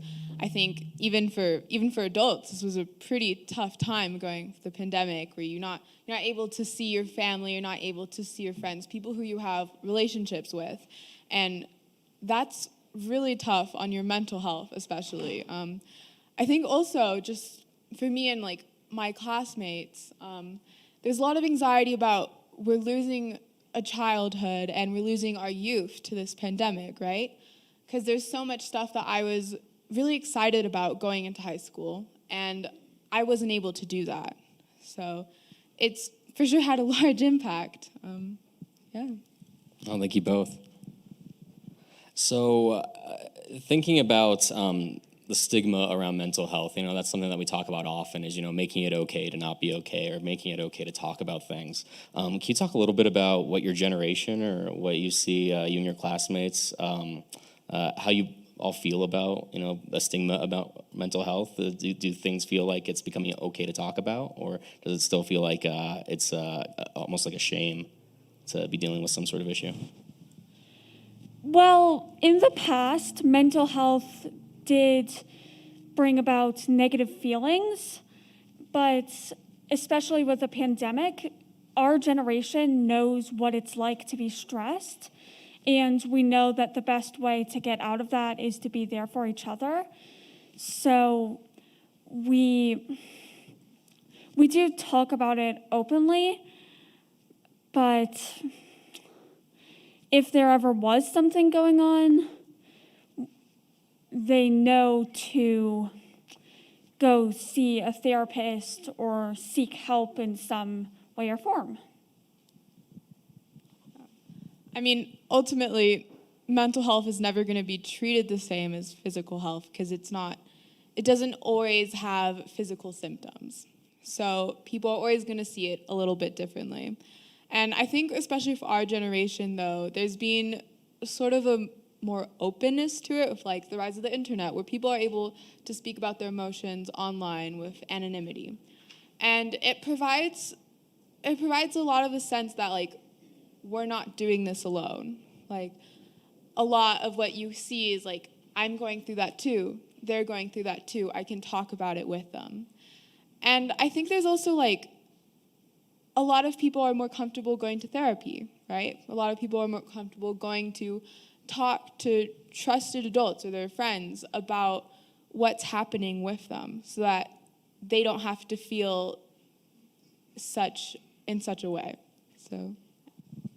Oh, thank you both. And actually, I'm sorry to jump around. I noticed I did skip a question. It's okay if there's nothing more to add on this topic, but you know, we talked about the impacts of when you were going through the pandemic. Do you have any other thoughts about maybe some longer term impacts, or maybe now that you're back in person in school, is there anything that you're noticing that's different now that you're with your classmates?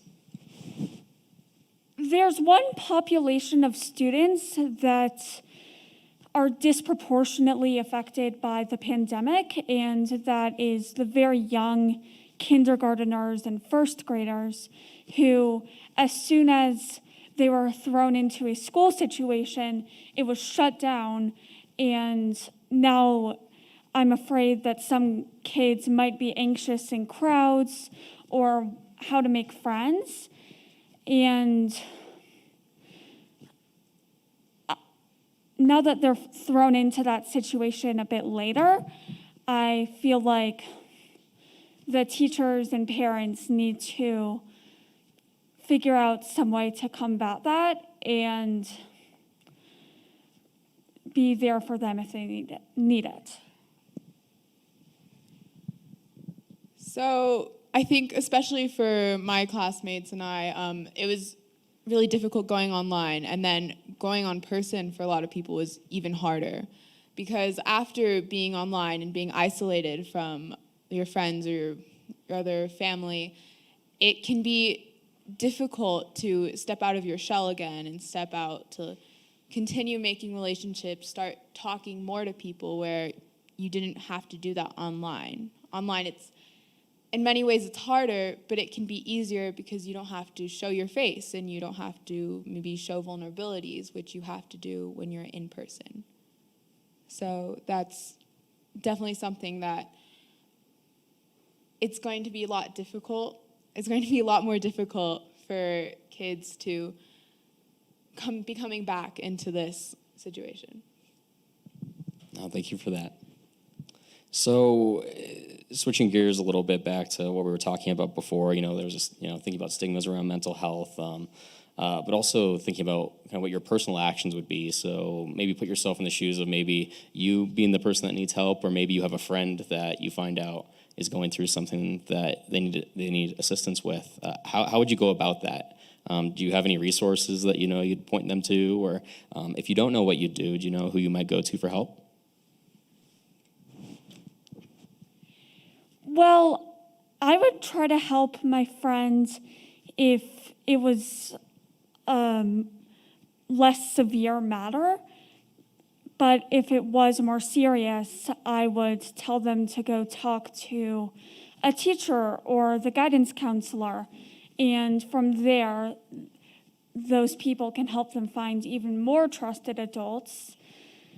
And hopefully, the situation will improve. It's for sure difficult to be going to have a friend come talk to you about what's happening to them in their lives and about if they're feeling depressed or suicidal or something along that lines.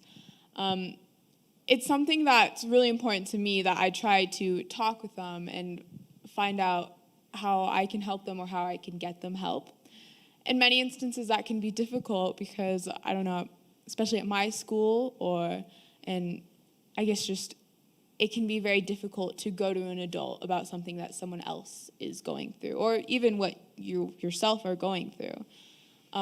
With a lot of adults, they don't take the time to build connections with us, to make us feel safe, to be talking to us about what's happening with us and about why we're feeling like this.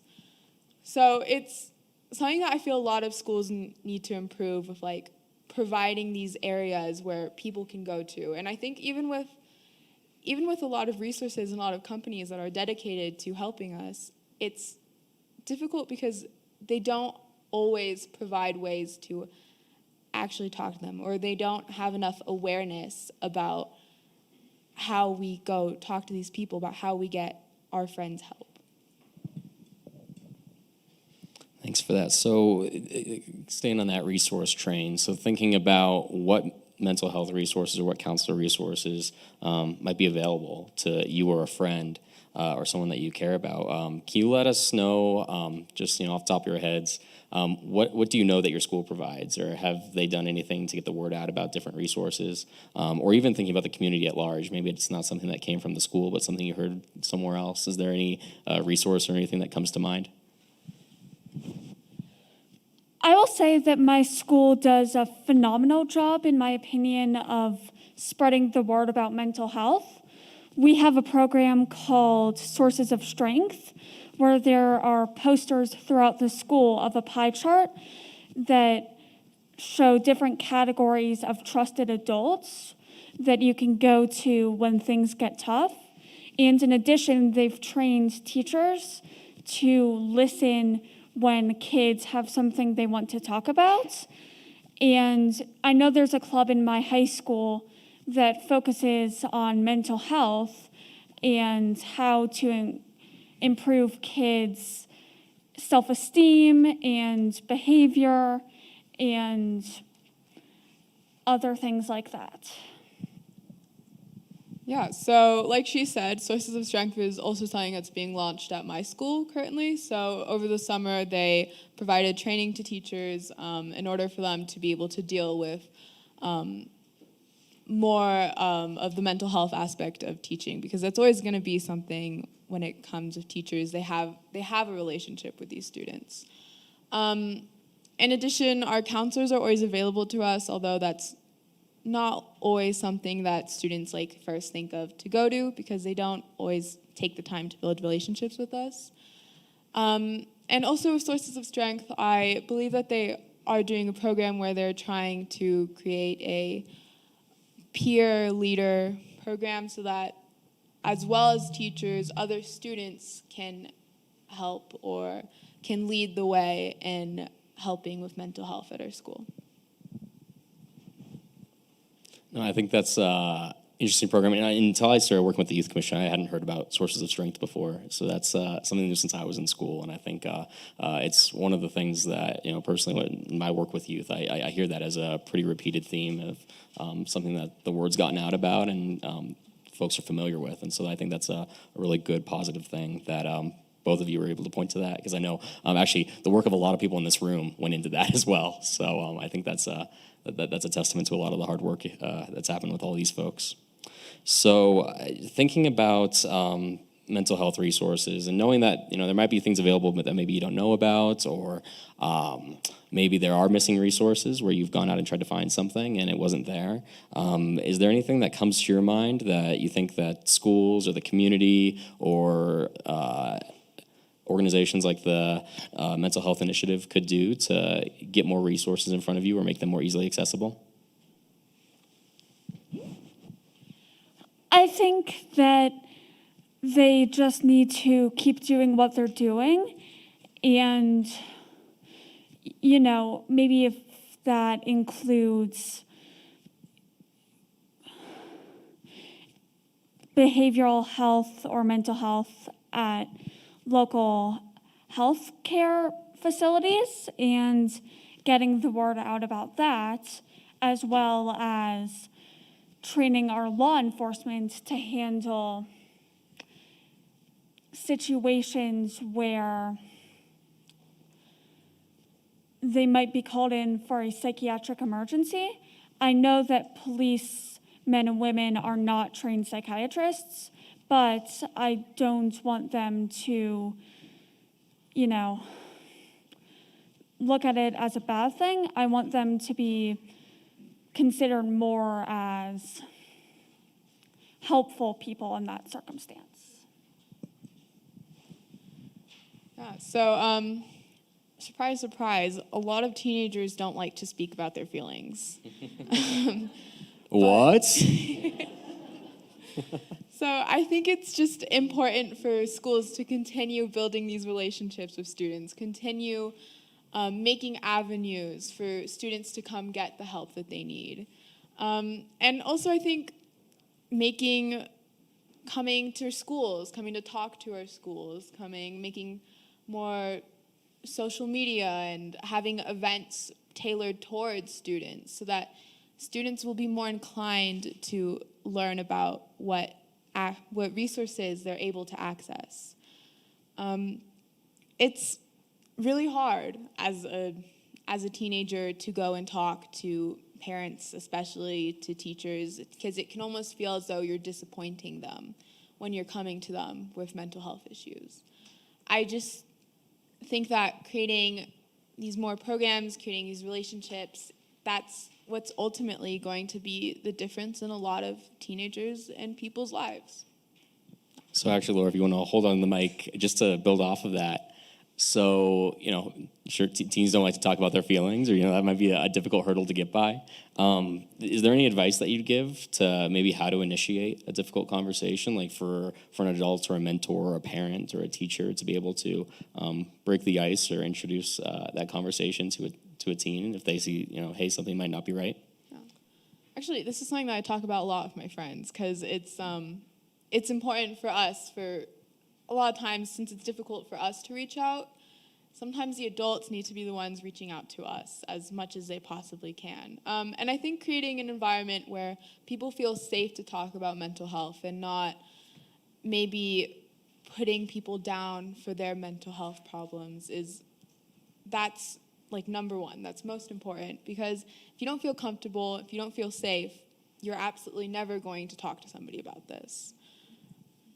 Yeah. Yeah, Maddie, I don't know if you have anything to add on that front. Yes. So I think that if parents or other trusted adults want to have a conversation with their children about mental health, I want them to start by saying it's that these things are real and they are difficult and they affect many, many people. But if you ever feel like that, there is always someone to listen to you, to help you, and they will never judge you. And there are several resources to go to no matter what. And that they always have to believe in that and not give up on themselves. I think it's also easy to feel really silly about the problems that teenagers are facing, because for a lot of adults, this isn't really anything, right? Some of what we're facing. But it's just important for adults not to put down what we're saying, what we're trying to put out, and listening to what our kids are actually saying, right? Because sometimes they'll say stuff and it can sound like a joke, or it can sound really silly. It can sound as though it's something small, but it's not a lot of the time. And just paying attention to what they're saying, paying attention to how they're saying it, that's really important for us so that you can reach out to us or we can feel comfortable reaching out to you. Great, thank you both. Is there anything else before we turn it over to the hyenas out in the audience? Anything that you came into the panel really wanting to make sure that you got across or wanting to make sure you said? Or did you feel like you got everything you wanted to say out? I mean, I just wanted to thank you for putting on this event. It can be so difficult to talk about mental health, but I think it's so important to have these initiatives to talk about how to better improve people's lives and how to better improve people's mental health, which is so prevalent in our community today. So thank you. Yes, as Laura said, raising awareness is the best first step that we can take towards solving an issue. And I really appreciate what all of you have done to contribute to this field and help us get where we are today. Thank you.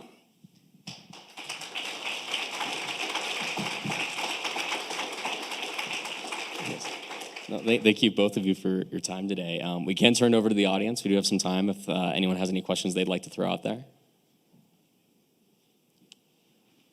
I'm not sure if we have a mic. Oh, that'll work. Do you guys feel like it's harder with the mic or easier without it? Like, can everybody hear okay? Yeah. Okay, we'll just let it go because then we can just keep it flowing. We'll make it work. My name's Shylin, but I'm not shy, so I'm sure you probably can hear me.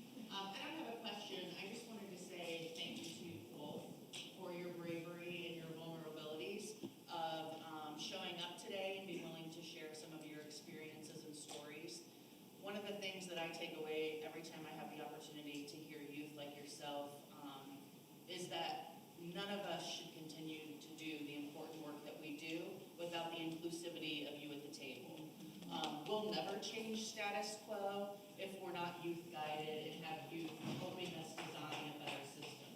So the fact that you show up to participate on the commission, the fact that you're engaged in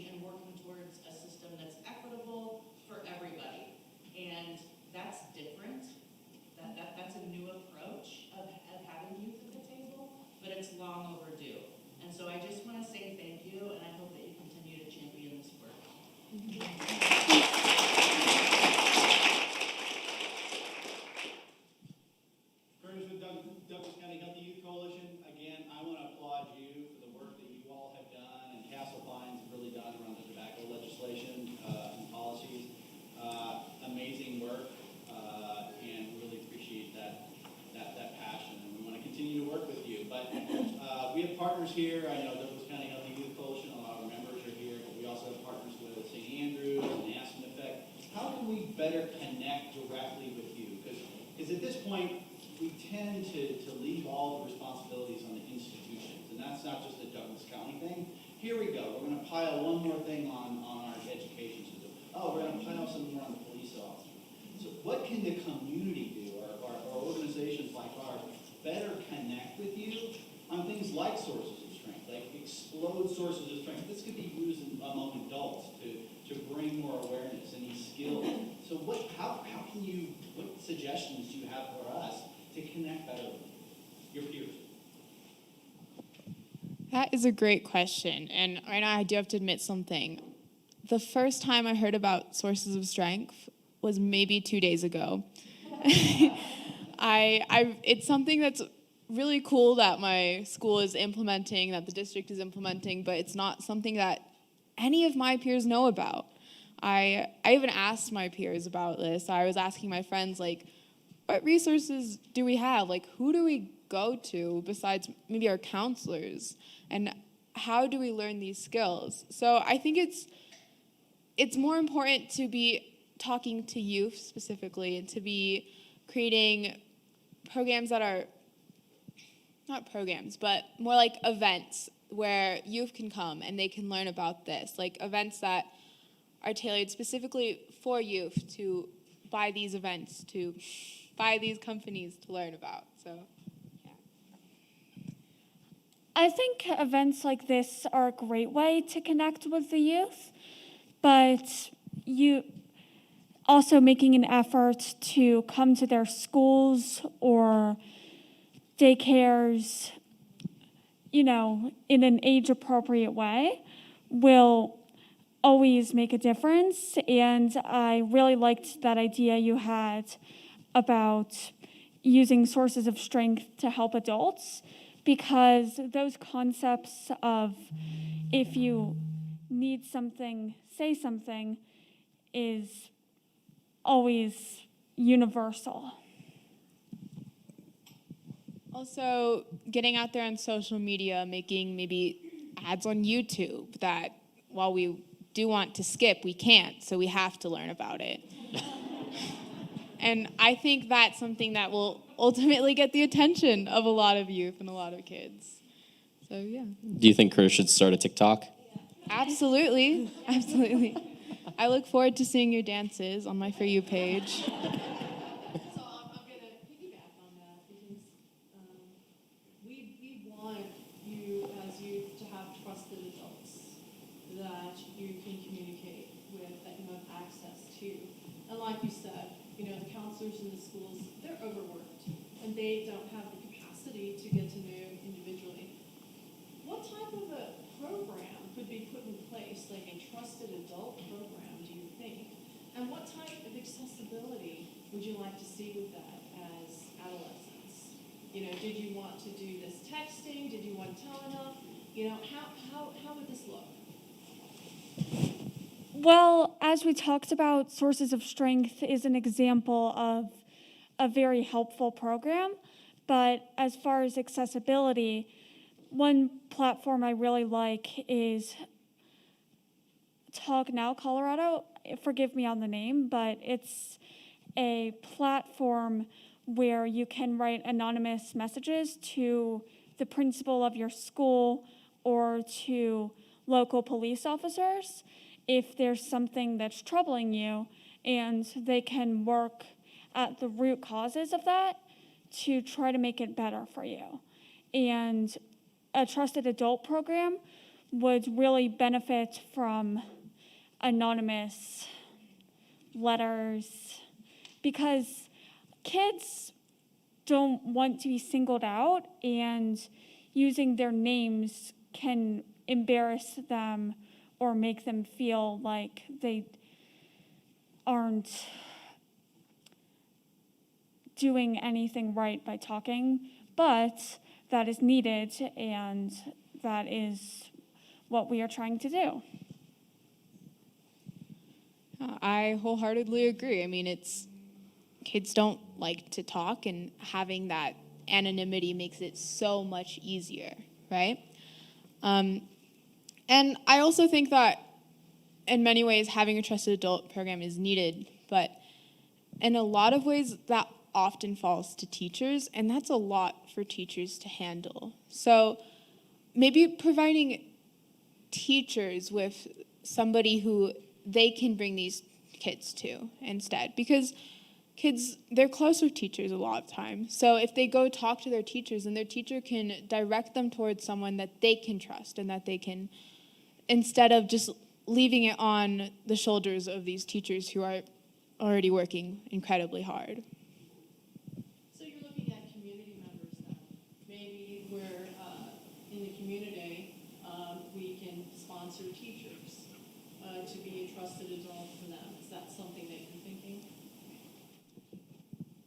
That could be. It's just not something that I necessarily want to put on the shoulders of a teacher, because I feel like teachers are already deal with so much that that's a lot to handle. So, but that could be something that you look at, or that could be something that could potentially be put in place.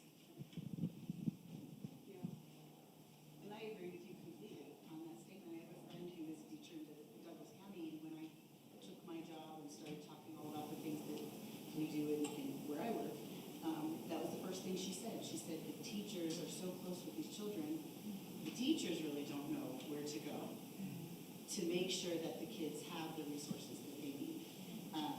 And so maybe arm the teachers with resources of people who can then protect those kids and get them to the right resources, because the counselors are busy doing schedules and college prep and all the other things that the counselors do, and sometimes that other piece of the need for help maybe won't get met immediately, whereas if the teachers have more information directly on someone to contact to say, okay, who do we go to offer this child the support that they need? So I agree with you 1,000,000%. Dr. Caroline Kopp, I'm a pediatrician and behavioral specialist.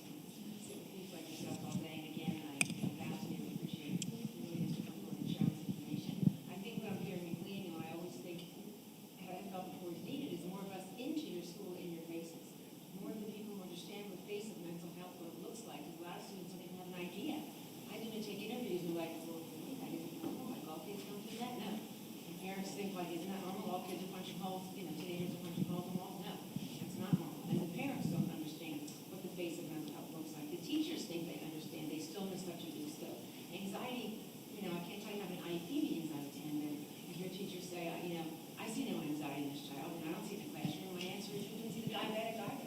Who's sitting there with sugar at 350. It's a chronic medical condition. They can die quietly from tornado and ruin inside them, looking like everything's fine, busy people pleasing, and they wouldn't self-advocate. They'd rather go to the dentist and have their gums scraped.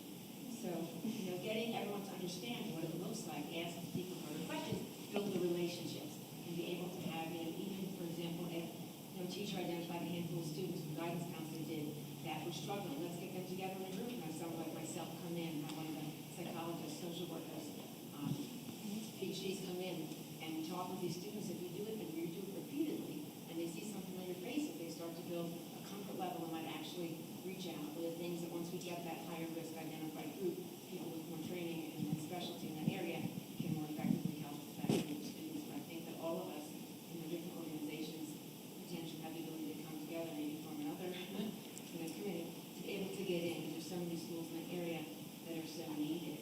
But I know that I worked for in Aurora with a nonprofit organization as mental health providers. We had a little modular home outside the school, and there was a medical side, but everyone was coming down, getting calls from the nurse, the principal, guidance counselors to come, and I was doing psych left and right with these children, and having the continuity of care where a lot of students, once you start, might not follow up or follow through. If you're there, you can effectively get to them, or be a telemedicine program where they can get to us in real time as it's happening. Because the goal is to keep the kids, to get them to go to school and keep them in school.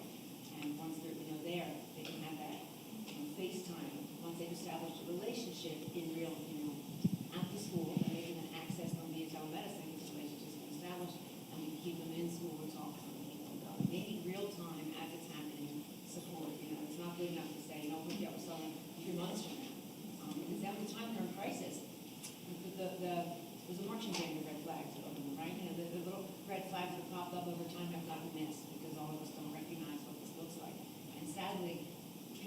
don't lean in, they don't understand mental health, it's not talked about, and it's taboo in a lot of families still, where it's, oh, suck it up, you're fine. And once a child, to your point, feels invalidated, trust is a huge issue. And I told you how I felt. You made me feel like this, so you're out. I'm never telling you again.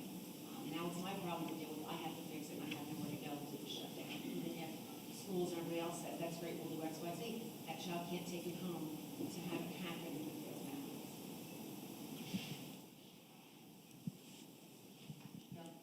Kind of like to get your insight on or experience. You talk a lot about social media. Kids live, the youth today live on social media. So there's a lot of positive things in social media, but there's also a lot of negative to social media. And what we've seen in working with kids, and then when we have their phones, and we're working on a tragedy over here, and we're looking at their phones, the phone tells us the story of what's going on and how the kids are being attacked on social media. And then once somebody gets on board, then everybody starts piling on. If an adult had to go through this, I guarantee they couldn't handle it, but it seems like it's an everyday occurrence. Are the kids talking about this, about the social media negativity that's on there, and what resources do they have if all of a sudden they're finding themselves a victim of that type of attack or that type of pressure? Because we can talk about a lot of good things, but it can also be reversed on the negative side of what's coming at them that parents don't know about, teachers don't know about, adults don't know about it, because we don't live on these things like the kids do today. Well, I'm going to start off by saying that there are many more ways to express yourself than hiding behind a screen. And and though it is fun and interesting to be in touch with people, there's also good old-fashioned picking up a phone. And there are so many ways that social media can go south, from cyberbullying to body positivity, and so many of those photos are engineered, doctored, you name it. And I know that when there was a cyberbullying instance at my school 1 year back, they handled it very quickly by getting parents involved. And I don't know how that affected it later, but it felt very good to know that parents and teachers were there to help us. And there are always settings in place on phones that can make sure that kids don't connect with strangers or people who are going to bring them down. And just controlling that and setting limits that make sense for kids can really make a difference. Yeah, and a lot of it also comes down to who these kids are, like their role models. Because a lot of our role models on social media, right, they tend to act as though they're perfect, and in a lot of all instances, they're absolutely not. So I think an important thing is with like our role models on the internet, and is also their transparency about how they have dealt with the internet, about how the internet has reacted to them, where they'll often be incredibly negative or they'll provide a lot of hate towards them. And having transparency among people who a lot of young kids or teenagers look up to helps them figure out ways to deal with what they're going through, going to their parents to talk about, like, this isn't something that's normal. Because if you see it happening to your role models and it's treated as though it's normal, then you think it is normal for you too. And it's absolutely not to be dealing with hate and to be being bullied on the internet or anywhere in general. Yeah, and also, like she said, having those parental settings, because kids should not be allowed to roam free on the internet. It can lead to terrible outcomes. So having settings in place on your kids' phones, on Instagram, on Snapchat, on Discord, on whatever, to try and keep them away from straying off the side of the internet where they can benefit and they can learn from is really important for parents and teachers and all people to do. Let me ask you real quick. If you could be an influencer to your parents around the world, what age would you tell them is appropriate for their children to have a phone? And actually, to add to this, I'm curious what age you both got phones. I was pretty young when I first got my phone. I think I was maybe 4th grade. So maybe I was 8 or 9, which is pretty young to be roaming around free on the internet. So I don't think that kids that young should be getting a phone or be getting like access to all Instagram or all these like different social medias. I think they should be getting it at a younger age with proper training and from their parents as well. Like their parents should be talking to them about it, about what they're looking through and putting settings so that they're not going everywhere on the internet. So to be honest, I have no idea what age. Maybe for my child, I would go with maybe around the age of 13, 14, which is really hard for kids these days because a lot of kids are getting them younger and younger. I think my cousin, who I love dearly, got his phone around the age of 10, and that was showing a lot of restraint from his parents because a lot of his classmates already had theirs. By 3rd grade, they had theirs, and that's way too early. Well, I think that it largely depends on the family and their circumstances. I know some of my friends who have gotten their phones in case they ever got lost from their parents. And I got my phone when I was 11, just so I could talk to my faraway family and text them if I needed help.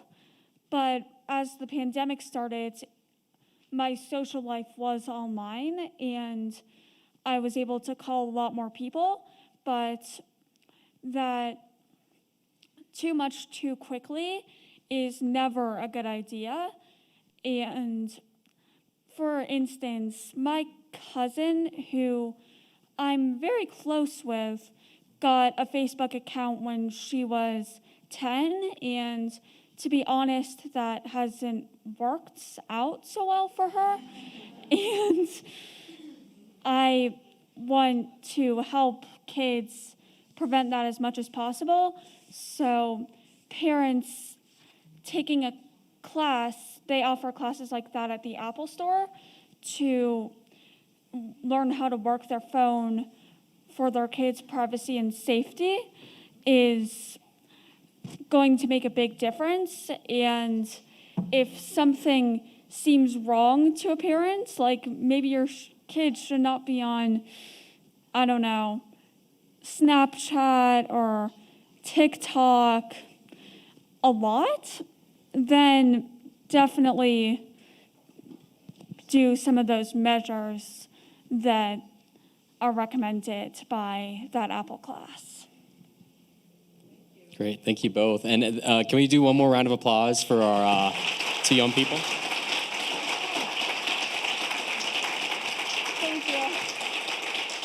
And I know they had a chance to thank all of you earlier, and they're way better at thanking all of you than I am. But again, thank you so much. Again, this isn't my realm, and so being here today and just listening and hearing from all of your expertise and hearing that you're really genuinely taking to heart what folks are saying, it means a lot to me, and I've learned a lot today. So thank you very much. I think it looks like I'm handing it off to Laura. Is that correct? And with that, here's Commissioner Thomas. How about another round of applause?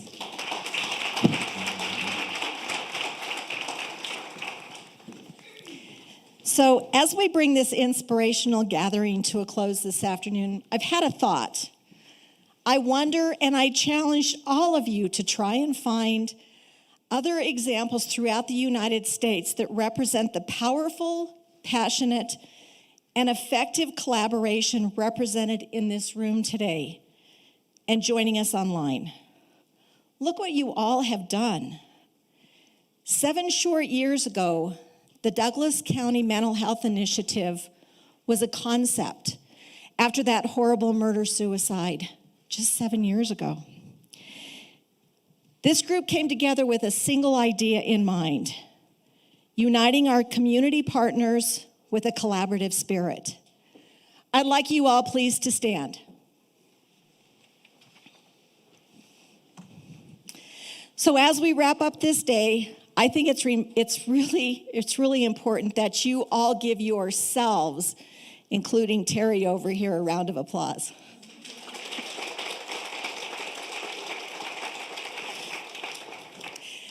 So each and every one of you standing in this room today are the reason that the Douglas County Mental Health Initiative continues to make a difference in people's lives. We thank you. As a county commissioner, George is here with me. The county commissioners thank you for what you have done because you are making a difference every day in the lives of our citizens. We know that we have to continue doing this together to make this difference. So as you leave, I would just like to ask that God bless you, and we look forward to working with you in the future. Thank you again for being here.